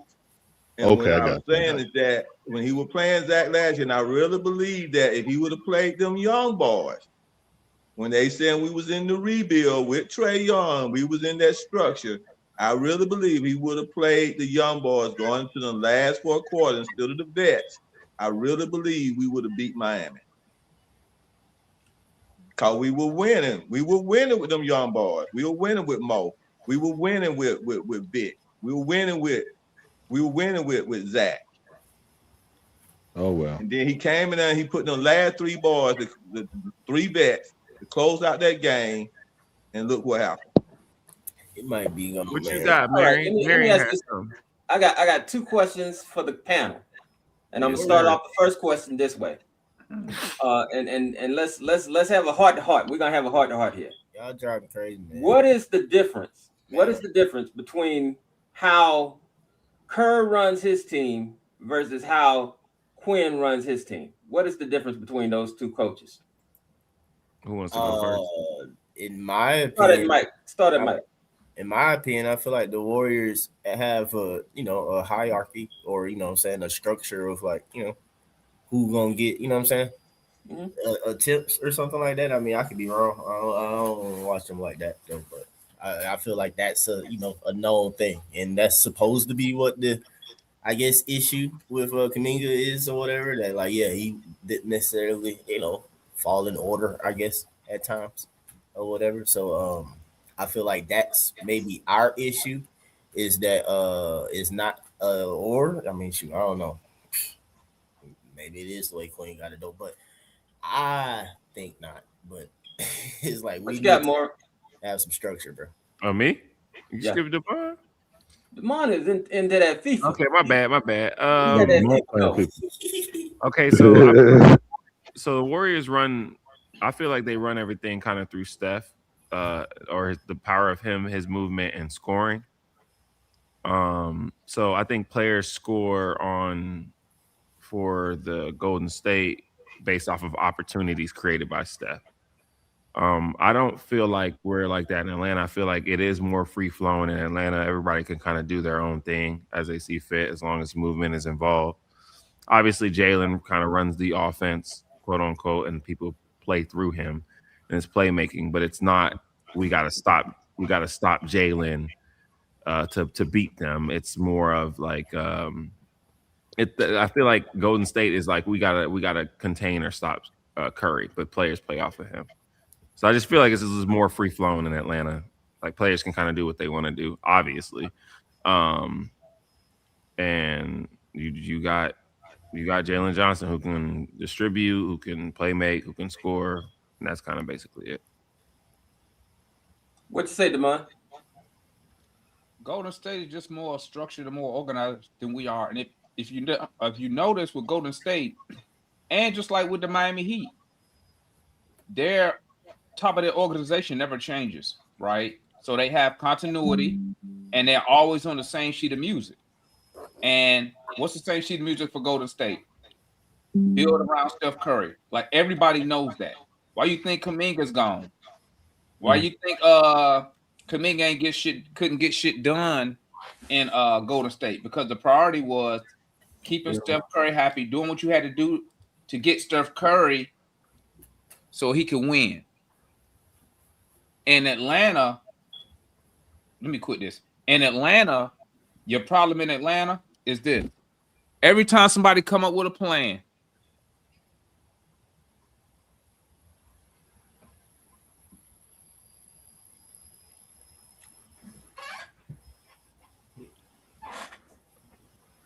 Oh. I'm wondering why I got quiet. Y'all niggas funny. My laptop broke, yo. Hold up. That man was praying. Yeah, man. You know what I'm saying, man. Yo, man, yeah, man. Yeah. So every time in Atlanta, what happens? It's always changing the coach, always changing players, always doing just like this year. They pivot. Honestly said, oh, we seen the young guys playing good and getting our identity, so we decided to pivot. Why? Why? You know what I'm saying? Like, you didn't even really put forth an effort to see the dudes you put together in the offseason, was it going to work? But they so quick to pivot shit. And then here's another thing. You never put people in charge who has been winners. So once again, and I said this about Quinn, and I say it all the time. How can Quinn tell me how to win and he ain't never won? Your assistant coaches never won nothing in the NBA. So how are they going to teach people how to win, be successful in the NBA, right? So until the Hawks can fix that, bro. Oh, and real quick, last point. When you don't have the same people in charge at the top, that's why you get a mismatch of players. Who drafted Okongwu? The person who drafted Okongwu is no longer here. Yeah. So whoever had the vision of what Okongwu was supposed to be is no longer here and adding players. Now you adding players, and now we sit here and be like, how come Okongwu don't fit? And I can even use Zachary Richardson. Who drafted Zachary Richardson? What was that person's vision when they drafted Zach? What did they see? Nobody actually knows. And why are you? And what are you doing to put the correct players around him? That's your number one problem with the Hawks, man. Number one problem. Your number one problem outside of not going to get, not getting top players, but the organization from the top. Start from the top. I don't even talk about the players. Starting from the general manager on up, bro. It's just a what you call it, where they switching people out. The I don't know the whatever, but it's always they're always switching people who make decisions in and out, in and out, in and out. Mm-hmm. That's why you get a mismatch of stuff, man. Demond, you didn't even answer the question, dog. Yeah, he did. What you got, Larry? He did. Yeah, I did. I thought you said, well, how do they run their offense? Who run the offense? Yeah, that's what he asked about the offense. I thought I heard something about the organization. I thought that a long time ago. Bro, like just he said run the rotation. It was good talk though. Yeah, you went a totally different other way than mine. My game, man. No, it's all good, man. You just a long time Hawks fan. I'm gonna tell you what's wrong with the organization. I just had to get off my chest. Offense. Yeah, because we shitty, bro. We shitty. He said when I came to Atlanta, don't make me go on no damn rant, man. But we shitty, bro. Yeah. Let Mikey talk before you go on the rant. Let me get on this game, man. The difference between Quinn and Steve Kerr. Well, first of all, after the Olympics, Steve Kerr got out of his stubbornness. And started playing like 12-man rotations, trying to keep guys fresh, trying to figure out who could do what. He did try to put Jonathan Kuminga, but the split, the rift between them was too great. That was personal. That ain't like, ignorance of, Coach Quinn not playing Zach when obviously you need to play. I mean, that was personal. You know what I'm saying? Draymond pretty much said that, Kuminga handled it professionally, even though they know what happened. You know what I'm saying? But him being professional the entire time was good on the young man. And hopefully he can, come over here and be a cornerstone with Jalen Johnson moving forward. a lot of people in the NBA actually view coming like that. I don't know how it's going to be. If it don't work, it's low risk, high reward. Also, Coach Quinn set in his ways. He has his dudes. He has Quinn guys. He has Auntie going to get his Quinn guys when available, and then the moves that we want to get picks from are obviously moves that Auntie want to do to accrue assets to try to make some kind of move, whatever he wants to do. I don't think we're going to draft 3 people in the draft and sign them, kind of like when we had 4 draft picks. Jermaine Jones, DeAndre Hunter early in, like, I think we had like 4 draft picks. Yeah. Either right after or right before trade, but we just didn't draft all of them. Okay. Yeah, guys, I mean, this is pivotal. And I think Quinn is so stuck in his ways that when it's time for somebody to come out, his scorecard say, or his rotation say, hey, it's time for this dude to come out. Kerr will ride with the hot hand. I've seen him several times keep out Steph for some reason, and they make it a comeback just because they're going off defense. So yeah, Kerr actually coaches, Quinn ass. They need to put that other. What you got? What you got, Kool-Aid? You're on mute. You muted. Nah, I heard. Okay, what I got, guys. It's like I'm with Damon. First of all, it's with ownership, man. First of all, now as for what I see what the difference is what Golden State is doing. What I like, what Kerr on the question of Kerr and Quinn are basically is that what I see is that Kerr has a very fine, I'm gonna say, eyesight or eye test for rotating and playing his young players around his nuclear players. If you notice in the last year that they went from getting rid of vets from Kevin Durant and coming back up to win that last championship, they did a really good job with starting to play their younger players and helping them get there. And that's the thing that I see as for with Quinn and Kerr, that Quinn has no identity on how to mix, how to take the younger players and put them around the nuclear players. And what I mean, like, and I'm saying, like, if you notice the 2 teams that are very championship-oriented teams, they have their main superstar players that they continually to build and rebuild, young players, not old players, but then they'll add in that and they'll draw in superstar players to come play with them to help them. But most of the time, it's always a young player or somebody that's going to come in and help them. That's why I see with Golden State. They do that very well. Like the last game I saw with like Porzingis, what's his name? Porzingis, the point guard, the redhead point guard, and Moody. I think that's his name. That be shooting the 3. Porzingis. Yeah. Porzingis and Moody. That's the other guy that shoot the point. He shoot like 3-pointers. And there's a couple of another few young guys that he be playing. He know how to get them guys motivated. And what I see about it that he know how to get them motivated and get them playing with a little bit more enthusiasm. Whether they gonna win or not. And see, when young players feel that they gonna get a chance to play, and you can and like I say, sometimes coaching is more about than just telling the X's and O's. It's psychology. You know what I'm saying? And sometimes in order and see that's why I say, like a player like Zack, who's 6'10", almost 6'11", who has the ability to do certain things on both sides of the ball. I think a coach like Kerr can give him some enthusiasm and to get him to play within his, what I say, release the Kraken within inside of him. Now, just like Kuminga, when Kuminga was a young rookie, he got just enough out of Kuminga You see what I'm saying? To you said release the Kraken. You know, release the Kraken is, man. Who's Flamingo?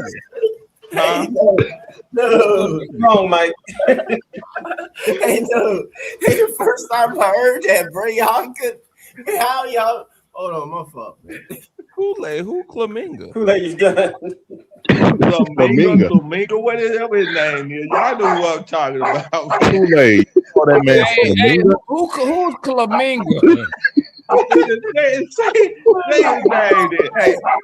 Hey, bro, it reminds me what he used to call Buddy Patty Mail. Oh man, oh boy. I'm not the only person who heard that. Flamingo. Like that was wild. But you good, Kool-Aid? Fuck up, man. I'm just Kool-Aid. That sounds all kind of wrong. Well, say it together, guys. What? Club, con, cool, what it is? Okay.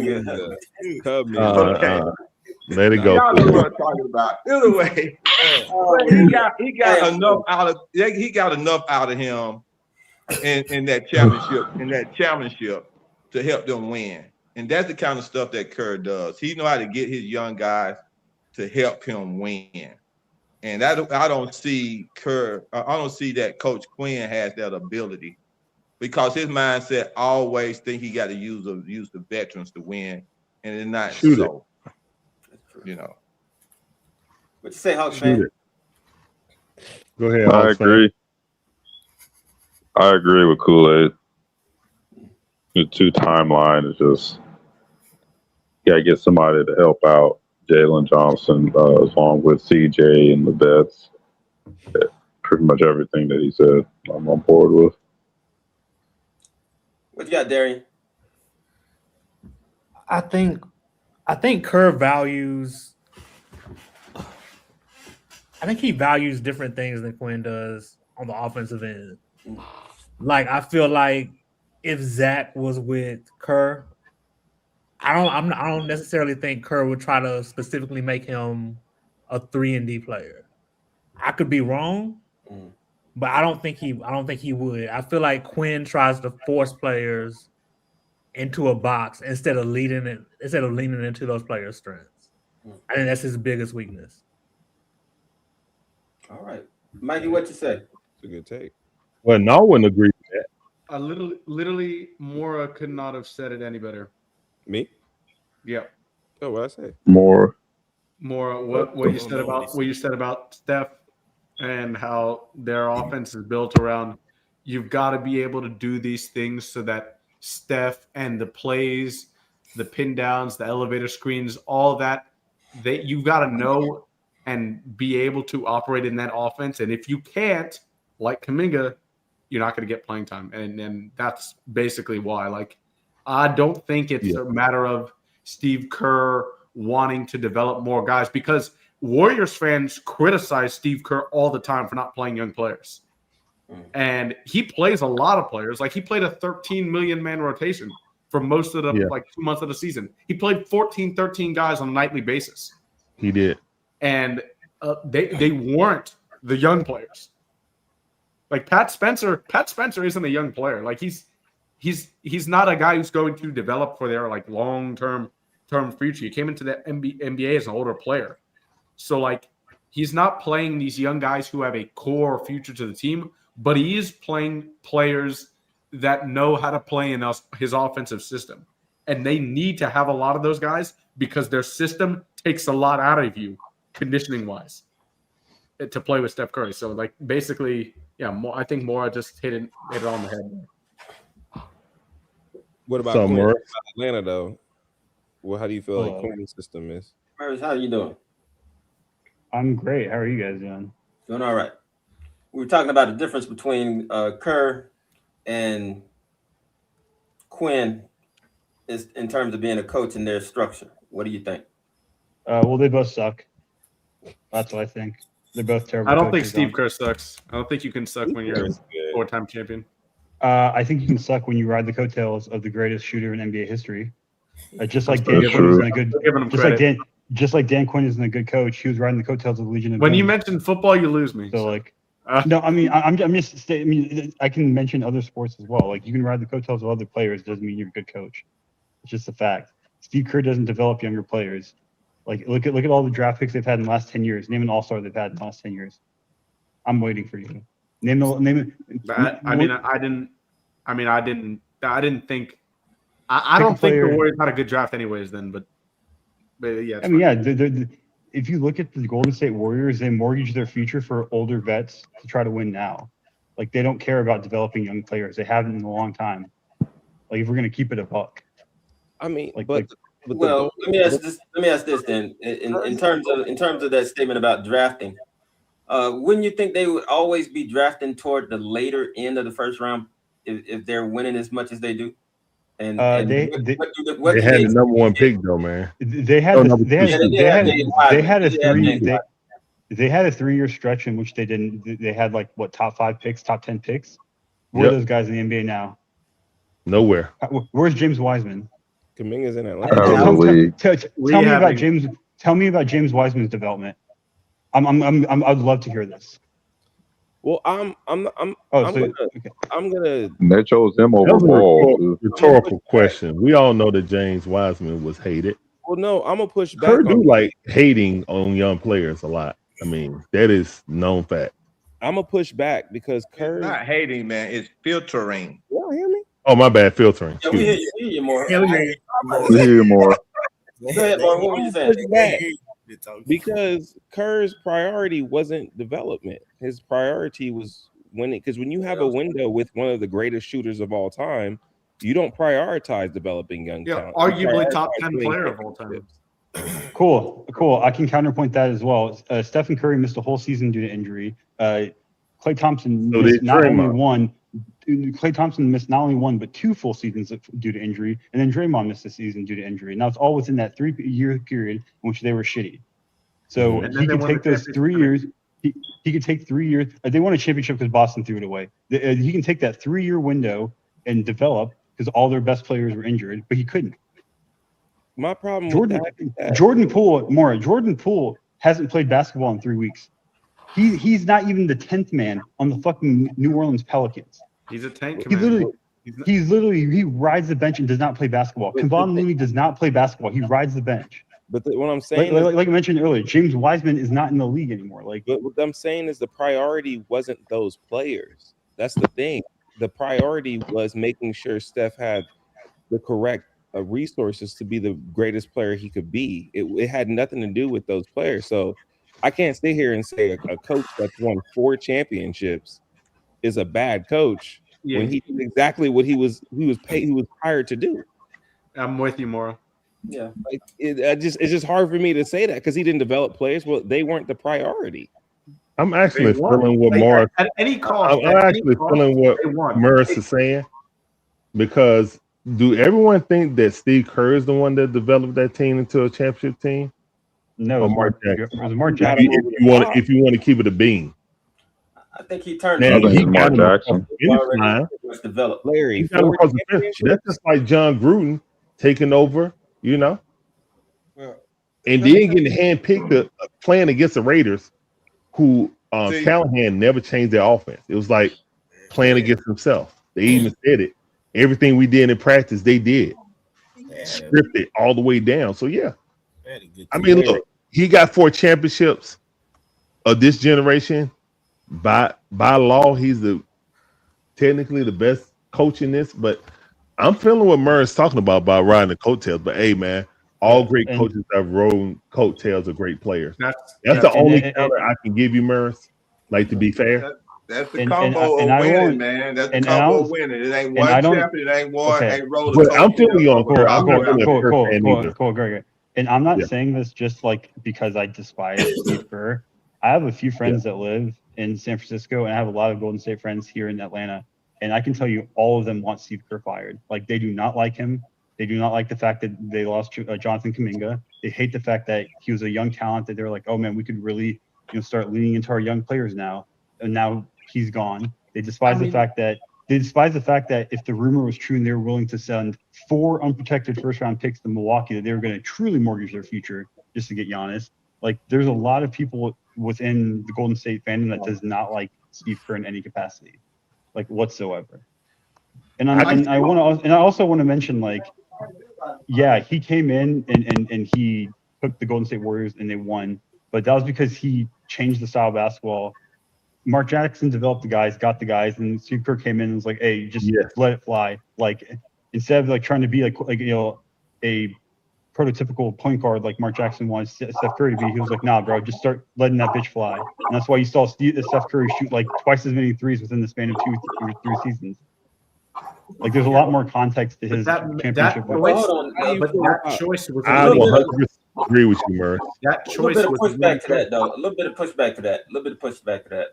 That's like saying that we should give Nate McMillan no credit for the team that made it to the Eastern Conference Finals. I agree with that, Marion. Because then you're saying that Pierce did all of the heavy lifting, and then Nate McMillan just showed up and took the team and made a couple of changes. It's a little more to coaching a team to a championship than just taking players and saying, "Oh, you go over here, you go over there." He had to actually do the actual coaching, and so I don't think that it was. I don't think it was easy. I don't think that it was something that is trivial in terms of what he had to do in order to get that team to the 4 championships, especially. And I believe they could have won more than 4 championships. For sure. They had a better draft. But you know, to counter your point as well, when Golden State was in their, I guess, heyday, when they were the, you know, like 15, the greatest 16, team, 17, 18. yeah, when they were the greatest team in the NBA, can you name 5 teams that could shoot like they could? You couldn't. You can't name one team. It was only then. No, hold up. I'm not done. But the point I'm trying to make is the style of basketball they played was so completely different than what everyone else could do that a lot of the games they won were due to teams trying to match them in regards to 3-point volume, and they were missing so many shots that they got free easy rebounds, ran up the court, and either got, you know, pull up threes or they got easy layups. Thank you, Murph. They blew teams out the fucking water because teams try to play their style of basketball. Now 10 years later, everyone can fucking shoot like Golden State. Everybody's trying to do it, and that's everyone can do it. Everyone can do it. Is what I'm trying to say. Yeah, I agree with that. I agree. You can never replicate what they did. You're absolutely right, Murph. That's an anomaly. That is an anomaly, man. That's like Neo in the Matrix. You can never repeat that. We need to go hire. I would say, Morris, I would say the only other team that could do that would maybe have been the Rockets. Yeah, they had a brief period of time, but of course, you know, Chris Paul got injured, and then James Harden. They had some unlucky. Oh, for sure. Playoff players. But you know, counterpoint to that as well. Like, a lot of teams need so much luck. Yeah. Golden State is like the only anomaly because, again, the style of basketball in which they played, and on top of that, they fucking had Kevin Durant, dude. Like, those 3 seasons when they had Kevin Durant was just not fair. He was like, the best player. I think he was the best player in basketball. I think he was the best number 2. So who came up with Golden State style of play then? Steve Kerr. It just came out of. So you got to give Kerr credit then. I don't. That's what Marion and I. That's what Marion and I mean, I give him credit. You have to. First of all, a coach that win 4 championships. It's not by accident. It's not a bad. You got to give him credit. You can't say he's a bad coach. Like, you could say there's no way a coach wins 4. There's no way you could say that. Look, you could say now, like Doc Rivers won that 2008 championship, right? There are people who still say that he's a good coach. You can see the choices he makes, the way he runs his team. Look, the game has passed him. You could see. Oh yeah, I mean, Steve Kerr is one of those coaches. I wouldn't argue that. Steve Kerr is one of those coaches. Like Nick Nurse is one of those coaches as well. But Mikey, the game was never there. The game was never there for Doc Rivers. Doc Rivers. You got to look and see. People forget that Doc Rivers came from Orlando and he couldn't win nothing down there before he went to Boston. It's not like Doc Rivers had a winning track record before he went to Boston. He was a losing coach. Yeah, they also bought a championship that year too. Don't forget that. Everybody buys a championship though, Murs. Not everybody. Golden State didn't buy a championship. Yeah, they did when they went and got Kevin Durant. Yeah, before that, they won a championship without that. No, they went and got Andrew Bogut. They got Green. That wasn't a big event. They got Andrew Bogut and Iguodala. Andrew Bogut won the Those were worthy trades. They gave up Monty Ellis and all that. Wait, Merce, what about Quinn Snyder? Quinn Snyder, see, now Quinn Snyder, he's not a good coach. Yeah, I don't think Quinn Snyder's a good coach. I think he's a good. I've said this a million times. I think he's a great offensive coordinator. And yeah, don't get me wrong. He's had a really shitty hand that was dealt to him this season. Like no one's going to deny that. Like he's had more starting lineups and more different rotations than I'm pretty sure than any other coach. Like I get that, but at the same time, like I'm still waiting for someone to give me an answer as to why Zachary Risachet played 23 minutes when he went 7-10 from the field, 4 for 4 from the field. I'm still waiting. I message Brad Rowland after every game. I ask him, so what are your thoughts, your real thoughts on Quinn Snyder? And he always ignores me. It's really annoying because I really would like for him to finally.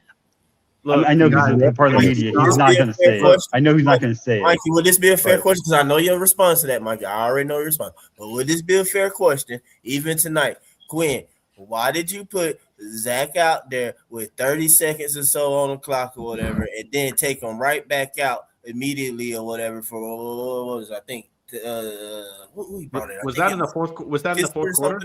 No, it wasn't fourth. He's talking about the third quarter. The fourth quarter, he brought him in for 2 minutes and then took him out. No. It was literally 30 seconds. I'm about to find. That was the third quarter. I don't think it was at the end of the third. But if it I thought it was the third instance, he might give you something. But like any time, like that Jazz game, look, all of us were talking about it in the press room. Like we don't, or no, the Hornets game. Sorry, the Hornets game. The Hornets game. It was the Hornets in Charlotte. All of us were talking about it. None of us knew why Zack didn't enter the game instead or close the game instead of CJ McCollum / Corey Kispert. But you know what we all said? We can't do anything about it because Quinn Snyder will not answer any questions about his rotation. And that, in turn, leads to people getting frustrated about us. And we're like, we can't help you. They need to get They need to get that French reporter back in there. And they need to, bro. But look, that's still the only person that I've seen. Mikey, they did it at the end of the first quarter. Quinn Snyder answered the rotation question. He did that. You said he the only person you seen to do it? Yeah, that French dude was the only one that Quinn would answer. I think he asked him about Mo Gay earlier in the season. Yeah, the French what did Quinn say? I don't remember. It was something like, but the French dude was pressing Quinn. It was fun. No, well, that was the first time I think that was the first. The French reporter is the one who got him to say the stuff about what you be quoting, Demond, that you said you ain't like though. That when Quinn ultimately that was the only one I've ever heard. It's the marathon and not a sprint. No, we're not. No, Farrell, that's not true. Farrell, that is literally not true. Mikey, didn't Lauren also didn't? Yes. And I was gonna say, didn't Lauren also ask him multiple times, and he just like completely just ignores her? He just said, "I'm not answering questions about my rotation." Do you guys realize say that to her? You guys realize if we waste our time asking those questions, that takes up a potential question that we could ask to put in our articles, to put in our podcast, to give you guys some answers. Like there is absolutely zero reason for us to ask anything like that. But y'all don't recall that, bro. Like when he put Zack in, bro. Literally, like it was the end of the first quarter. Number one, Zack come out the normal time he came out, so he ain't been around the 7-minute mark. Yeah, exactly. So it's like 31 seconds. He put Zack in. No, 33 seconds. He subbed Zack in for at 33 seconds. At 31 seconds, he subbed him out and put McCollum in, whatever. And I think Kispert was still out there. Yeah, that was the end of the third quarter, right? No, end of the first quarter. And then you go into the second quarter. My thought process was like, okay, maybe he just closing the quarter like that. And then you go into the second quarter, bro. Zack was just sitting on the bench, man. And he ain't coming till like, and that's what I'm saying. It's like, I feel like it did happen to her. So when y'all talk about the bye-lane stuff, I saw him on the bench, bro, like looking like, I'm thinking like he probably like no. I saw Zack. I know what you're talking about because they panned to him. That happened at the end of the first quarter. I'm trying to remember. They panned to him and he had his he went like this and sat down. Yeah, that's what I'm saying, bro. Yeah, I that nigga up on top of everything, bro. You know what? When I saw that, Mike, when I saw that, I was like, well, maybe this sounds crazy, but when I saw him take Zack back out, I was like, maybe he made a mistake. Maybe he saw something told Zack to No, go in. no, they had 6 players on the court. Look, on top of that, though, guys, look at this. I'm looking at it though. Zack didn't come back into the game at all into the second quarter until the what was it, 7? No, Zack was at the table. This is what happened. Zack was at the table waiting to get in because I mentioned it during the watch along. 7 minutes and 25 seconds is when Zack came back into the game in the second quarter. That's after the little crazy crap at the end of the first quarter. Because they had 6 players on the court after coming out at his regular time in the first. Like they had 6 players on the court. Zack was at the table. I thought Quinn made a mistake. Zack came in for the regular substitution. Quinn said no. CJ, he pointed at CJ. CJ get in there. CJ runs in. We got 6 people on there. We about to get a penalty. Then Quinn said, Zack. Man, Kinsman was the closest one to the sideline, man. You don't get your money. And Zack was on the other side of the court. And Quinn yelled. And Quinn was like, Zack. Like, come on, bro. It's like Go this. back and look at the we all know CJ just came in to score. My fault, Larry. I'm just saying we know CJ came in to score. So basically, what's about to happen? We're about to go play defense. So therefore, Corey, get off the doggone court, bro. I don't need you.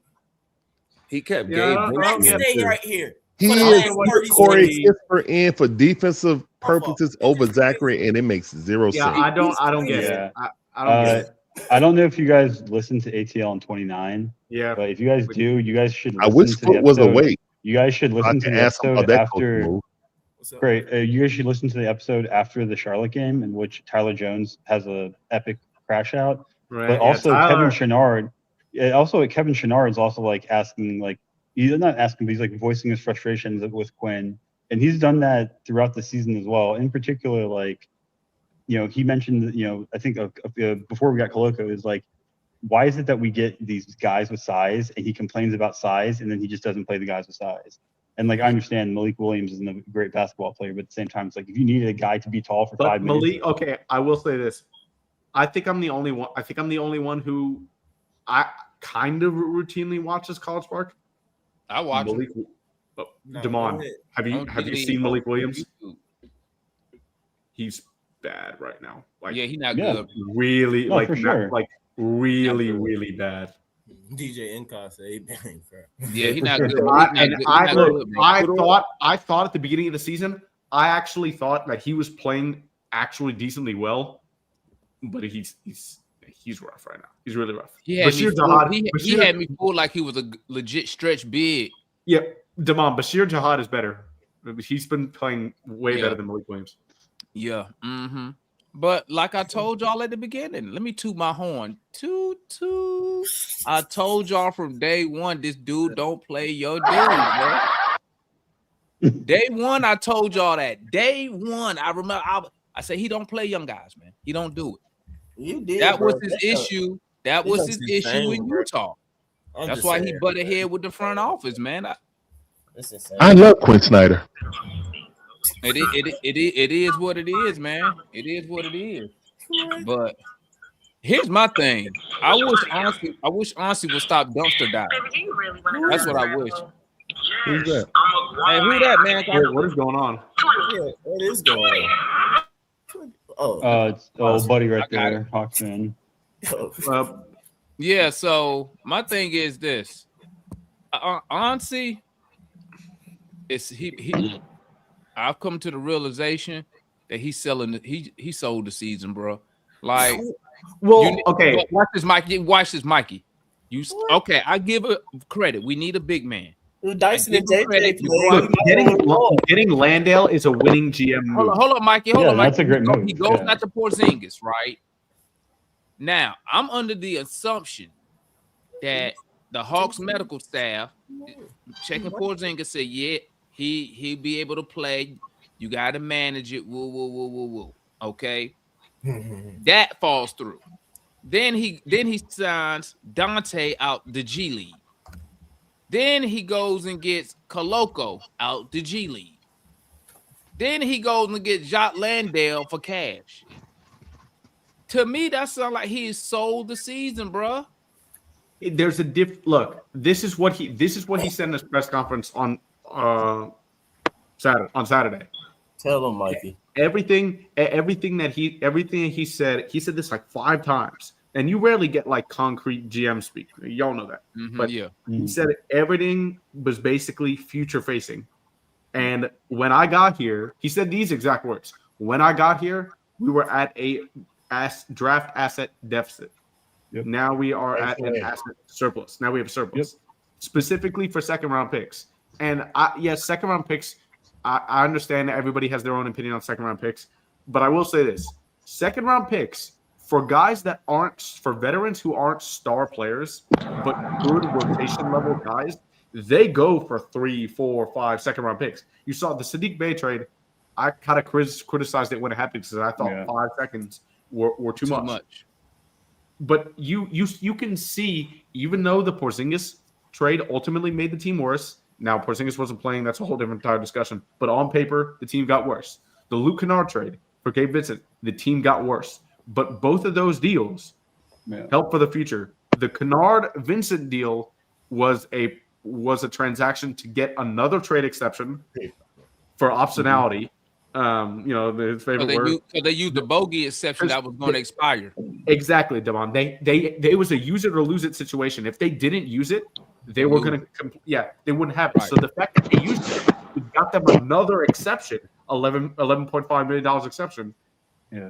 And now they'll have that again for next season, in addition to the second round pick. So it's like, yes, the team got worse on paper. Absolutely. No argument. Mikey, I got a question for you, Mikey. It was all about the future. I got a question for you, Mikey. You ready?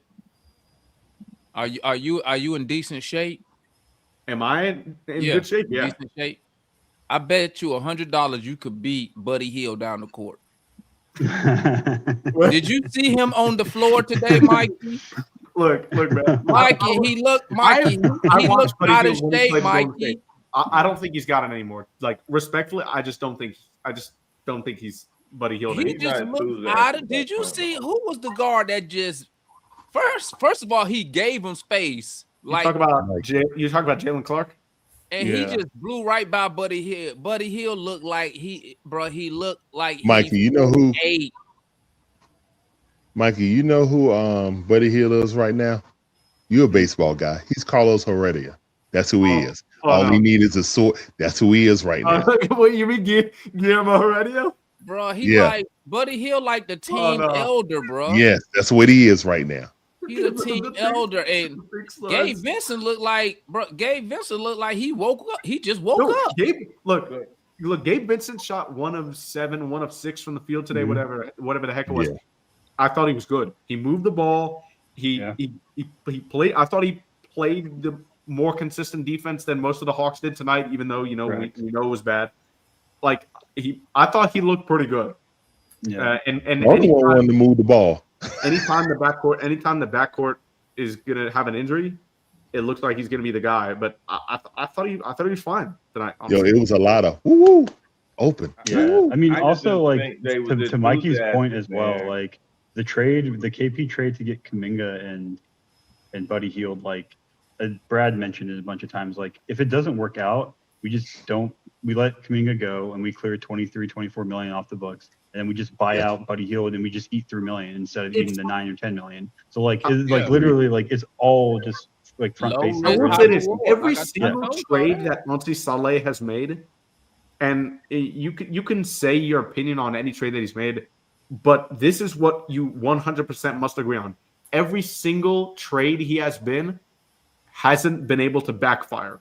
Even the Porzingis trade, even that one. Yes, Porzingis only played 7 games. That was a great trade. It was still a low risk, high reward trade. Every single trade he's done has been low risk and can't be backfired on the organization. That is a mark of a good team. Mikey, that's what I will say. Mikey, don't forget that trade was already. Larry, hold up, Mikey. That trade was already a reward because we got rid of Terrence Mann's contract, which I think people keep on forgetting. Like that was a really bad contract, and we were able to move it. Like the bogey trade was bad to begin with. I didn't like it at first. Okay, that's fair. Mr. Gunther would not agree with either one of you guys. Play hard, get better, man. Hey, play better, get hard. Get it right, Demond. No, play hard, hope harder. He say play hard, hope harder. And get hard. No, I didn't say that. I said you should play better, get hard. What are you talking about? Play with yourself, get hard. Yeah, play better, get hard, Damon. You already know, man. Play hard, get better, man. Play better, get hard. Mikey, you getting ready for the draft, Mikey? Not yet. I hey, Mikey, start. You might as well go and start right now, Mikey. Right now with hey, Damon, tell people I about think watching college ball, man. I know the top three really well. Damon, I know the top three really well. Well, let me ask you this real quick, Mikey. Let me ask you this real quick. The Hornets lost. The Bulls lost. Did you see the UNC Duke game? The Heat lost. Orlando won. Who you got favored? Caleb or Boozer? The Bucks lost. I think I still have a Boozer. And the Pelicans won. So. Wow, for real? Yeah, Pelicans won. Okay, because Caleb looked way more athletic than Boozer. He is that. Well, he is more athletic. I think he is more athletic, but I do legitimately have some questions with Jalen Johnson and Caleb Wilson. But there's questions with Cam Boozer too. So I mean, what did Ansi? I saw Ansi press conference. He was talking about Kuminga. He said he liked the rim pressure that he provide. Yeah, it's good. Yeah. You guys know the Hawks are like last in drives per game in the NBA. Yeah, we're also I think second. So I think we're also second. It's like second to last or third to last when it comes to free throw attempts as well. Well, that's because it's only Jalen. It's only Jalen. Mikey, that's because the one who leads us and drive to the basket don't go to the free throw line. Jalen can't shoot. He a low. No, he's talking about Dyson. Dyson. Well, Jalen. Don't he lead us and drives to the basket, or he top two? That's part of the. He's probably top two. Strategy. That's why tonight for the Hawks to win tonight, they had to shoot they had to make like 23s to have a chance. Well, the first thing they need to do is not turn it over 20 times. Well, yeah, that too. I mean, every time they made a run in the second half and got it to like 17, it'd be a silly turnover. Yeah, silly. Naw had 6 turnovers tonight. Yeah, Nikhil, I thought he was terrible in the first half. The turnovers tonight, I will say I kind of saw that coming just because guys were handling the ball more than you would like them to because your top 2 ball handlers were out. Right. But I thought in the second half, Nikhil was much better than the first. Yeah, he was. In the second half, yeah. He gotta get stronger, man. That's the thing about it. The whole team got to get stronger, Mike. Man, screw the whole team, bro. I'm talking about Zack, bro. The whole team got to get stronger. Do you guys know if Lonzo Ball? I don't want to see, bro. Listen, I don't shocked if want Zack's on the injury report. If Quinn play Buddy Hill, he need to be fired. Don't be shocked if Zack's on the injury report. Quinn's gonna be fired after we lose. All right, y'all. I'm up out of here. Damon. Quinn about to get fired after this Hornets game. Don't worry. I don't think so. Well, guess what? The Hornets not gonna have Bridges or Diamante. So we bad. That's why I said that's when he's gonna get fired. Bridges and am I saying his name right? Diamante. Diabate. Oh, Bate. I keep thinking of the card. I don't know why, bro. He gets so mad. That's just funny. I'm like, he get mad for you, bro. You all in that man's face, huh? Mike, you think he's gonna keep Quinn? I mean, what you expect? You in somebody man's face and your forehead on his face. You gonna get pushed. As soon as I seen him mush him, I'm like, oh yeah, you got to fight after honestly, that. I get it, but I'm just talking about what they want to do in the offseason. If they make moves to win, I can see it. But if they don't, he was gonna get pushed, bro. Mikey, how long is it gonna take for Charlotte to pass us, Mikey? He about next game. Tried to crash out. No, they still need to win a few more games to do that. More. Got to give up. Charlotte lost today to Detroit. So.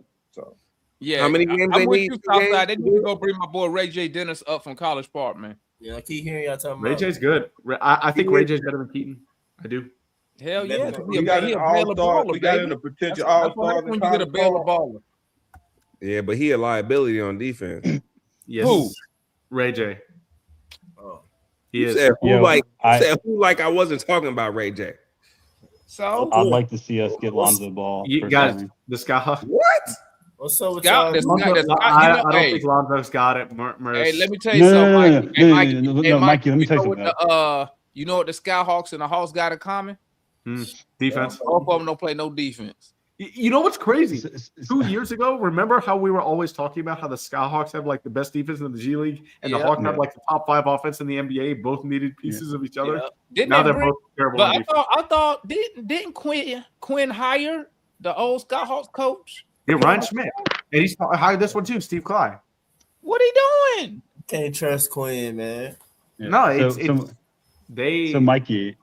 Okay, look, guys. In fairness to College Park give up more points than the Hawks do, man. They give up 130 easy. In fairness to them, in Follow Dante, Ellie and they got to prepare the players down there to get ready to play Quinn all style done for the season. basketball. In fairness to them, they all done for the season. Yeah. So and Lamont Butler tore his ACL a day before media day. Yeah, that's crazy. So look, like as much as they're terrible in defense, and they are, like, we gotta put it a little bit into perspective. College Park down there setting records. Every time I watch College Park, 130 points they give up, man. They setting records down there. So Mikey, see y'all later, man. Y'all have a good night, man. You be all right, Kool-Aid. So Mikey, Kool-Aid get off before everybody. Disappointment. Yeah. So Mikey, the reason I was saying I'd like for us to get Lonzo is because I think he would be a really good mentor to Dyson, considering Lonzo had struggled shooting early on. Lonzo's a bigger point guard. He can help him learn to better, try to improve his vision, try to help him become a more natural point guard, because Lonzo is a defensive point guard. So I would just like Lonzo to be there as like a mentor. I want him to play. I just want him to be like a mentor. Why wouldn't Dyson could just call up Josh Giddey? He need to get with Giddey with shooting coach. I don't think Lonzo would do that. Oh, probably not. But I'm saying like in a perfect world, like Lonzo. Yeah, I totally understand he's not very good right now, but I'm saying I would want him as a mentor. But why don't Dyson just get on the phone and call Giddey? Giddey went through the same exact issues in Oklahoma City. Sure, but like couldn't shoot the three. Yeah, remember all the videos they had to get Giddey standing by himself at the 3-point line in Oklahoma City? For sure. Now he went to Chicago. Next thing you know, boom, boom, boom. He got a $25 million contract, and you could say he was a borderline all-star last year. I don't disagree with you there, but I will say though that Josh Giddey and Dyson do play different roles. Like Dyson has like significantly more defensive. Better though. They play with different ages of women too. That's hell crazy. yeah. That's pretty fucked up. Yeah. I think Dyson. Yeah, Dyson. Who is his sidewalk publishing? Dyson. When you factor in the defensive end, he's. I don't. Yeah, he's probably a better player than Giddey when you factor in the defensive end. He probably is. Giddey a better player than Dyson. Overall player, Giddey better. No, Dyson is. Overall, no. Overall, it's Dyson. Well, he beat Dyson in every offensive metric. He's a better passer, better shooter. Well, I would say that. Yes. Shooter. Look, Damon, I would say I don't think anybody's going to argue against that, but I think the defensive gap is way bigger than the offensive gap. Yeah. Is that fair to say? No. I agree with you, Mikey. Nah. You know why I say that? Because Dyson can't even shoot the ball straight at the back. He can't even pull up. He can't even shoot. So I think the offense is so. I would make it maybe if Dyson could shoot free throws at say like a 75% clip, but since he can't do really nothing offensively and gets guarded by centers, but I think that gap is way like this. Offensively, he just can't shoot. Ain't that how you score the ball in basketball? Shoot the ball, Mike. Yeah, but that's not the only. That's not the only way to play offense. I'm not saying that Dyson. I'm not saying that Dyson is like has been amazing on offense this year. I don't think he's been. He's been worse. He's been worse than last year. But the shooting isn't the only major offensive skill. That's just what I'm saying. Listen, what he's saying, Damon. That's what he's saying. John called that man Dyson Triple Axel Daniels. That's a cool nickname. When he go into the lane and he does his little pirouette spin move stuff that everybody know is coming. Bro, his offensive game is that it's limited. It's limited. Hey, Damon, you're not gonna worry about it. Because my hero LeBron Kuminga is gonna be LeBron Kuminga. And when he's here, we just gonna all forget about everything else. Y'all. Well, it don't matter to me, man. I'm already play hard, get better. That's what I'm saying. That's the only thing I can get excited for. We're not winning nothing anyway this year. Mikey, were you disappointed when Ansi just said we ain't trying to win nothing this season? We're just trying to develop. No, I mean if they can make the playoffs. Mikey said I looked at his moves and knew that. He ain't had to tell me that.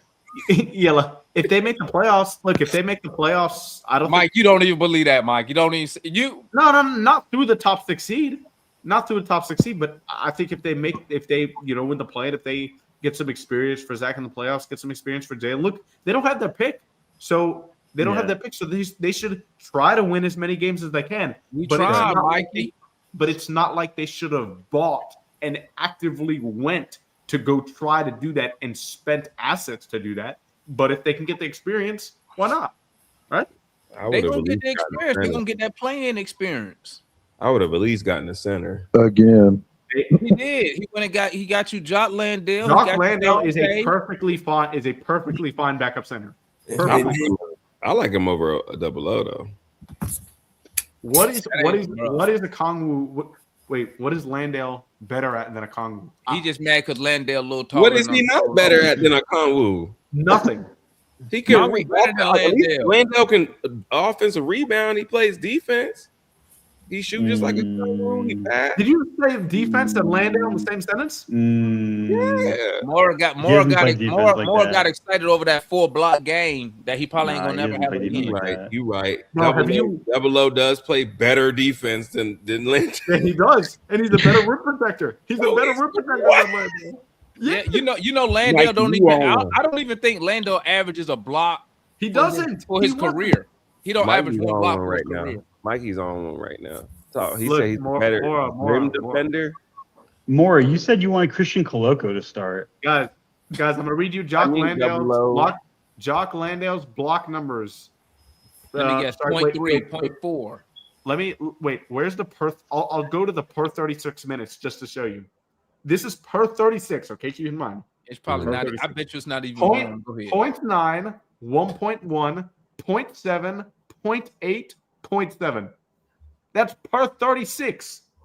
His actual stats: 0.3, 0.4, 0.6, 0.2, 0.6, 0.5. Bro, he's the second coming of the Hakeem. What are you talking about? He can't jump, man. He not athletic to be a Onyeka's a better shooter on volume. He's a better versatile defender. He's a better rebounder. I don't know, I don't know what Landale does better than Onyeka, and that's no slight to Landale. It's more of just praising Onyeka because as much as you can say Onyeka is better than Landale, Landale's a perfectly fine backup center, but you just need a rim protector with him, and that's Mo Gay. That's why I think Mo Gay should be playing over Asa Newell for the entirety of the rest of the season. I don't know why he started Asa Newell tonight. I think Ace has had a tremendous offensive rookie season. Yeah, but I don't think he should be playing. I think he should be in called for. I agree. I just realized what the Hawks be doing. They do what Mikey just did. What?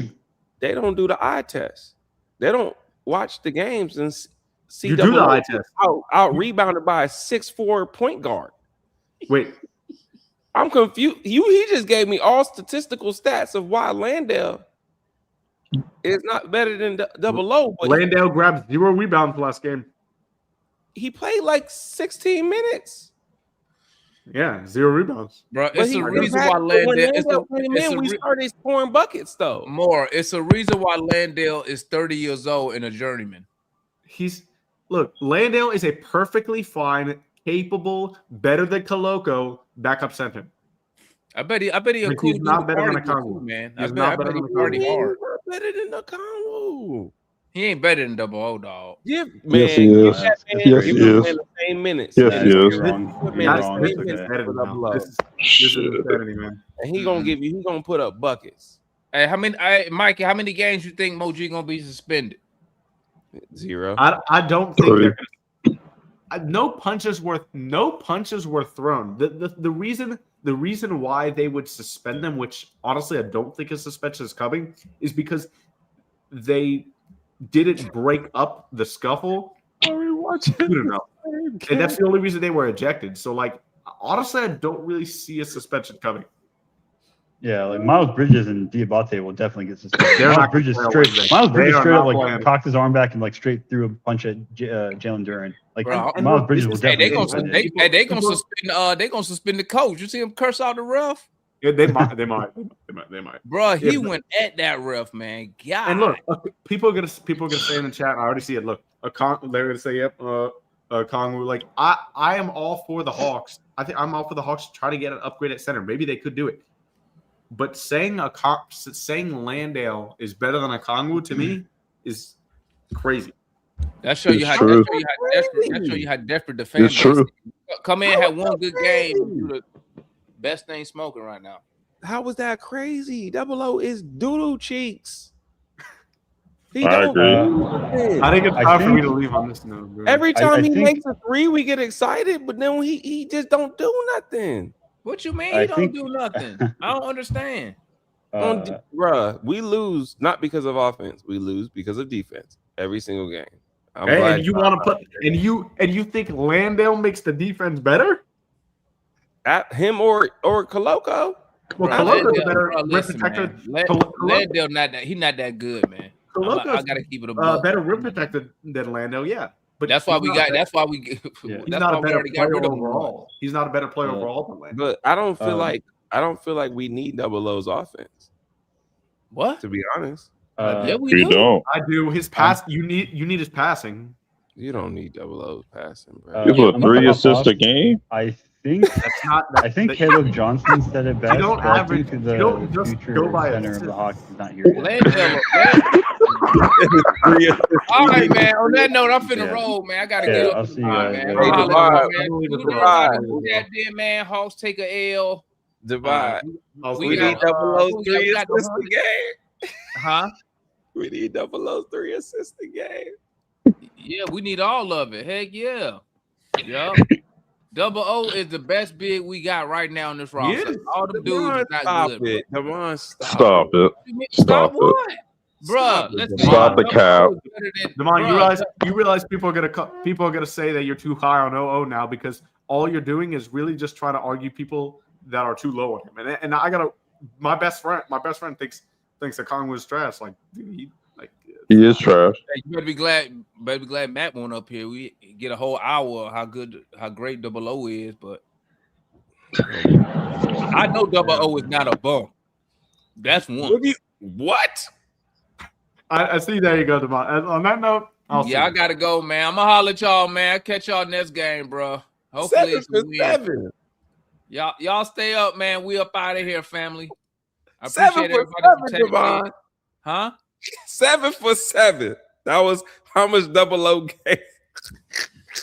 Hey, what Landale give us tonight? I can't tell you. I don't know. Then you talking about what stats did he give you? The past 2 games, he didn't nothing. Because he's playing out of position, dog. He know he's supposed to be a starter. What other position can he play? He's supposed to be a starter, dog. That's why he's playing. First thing he need to do is line that. Oh, Landale gave me some good stats tonight. He was Landale need to line that beard up out there, looking like a damn. Let me be quiet. I'm gonna holler at y'all, man. All right, he gave better stats than what's his name, but I'll talk to you.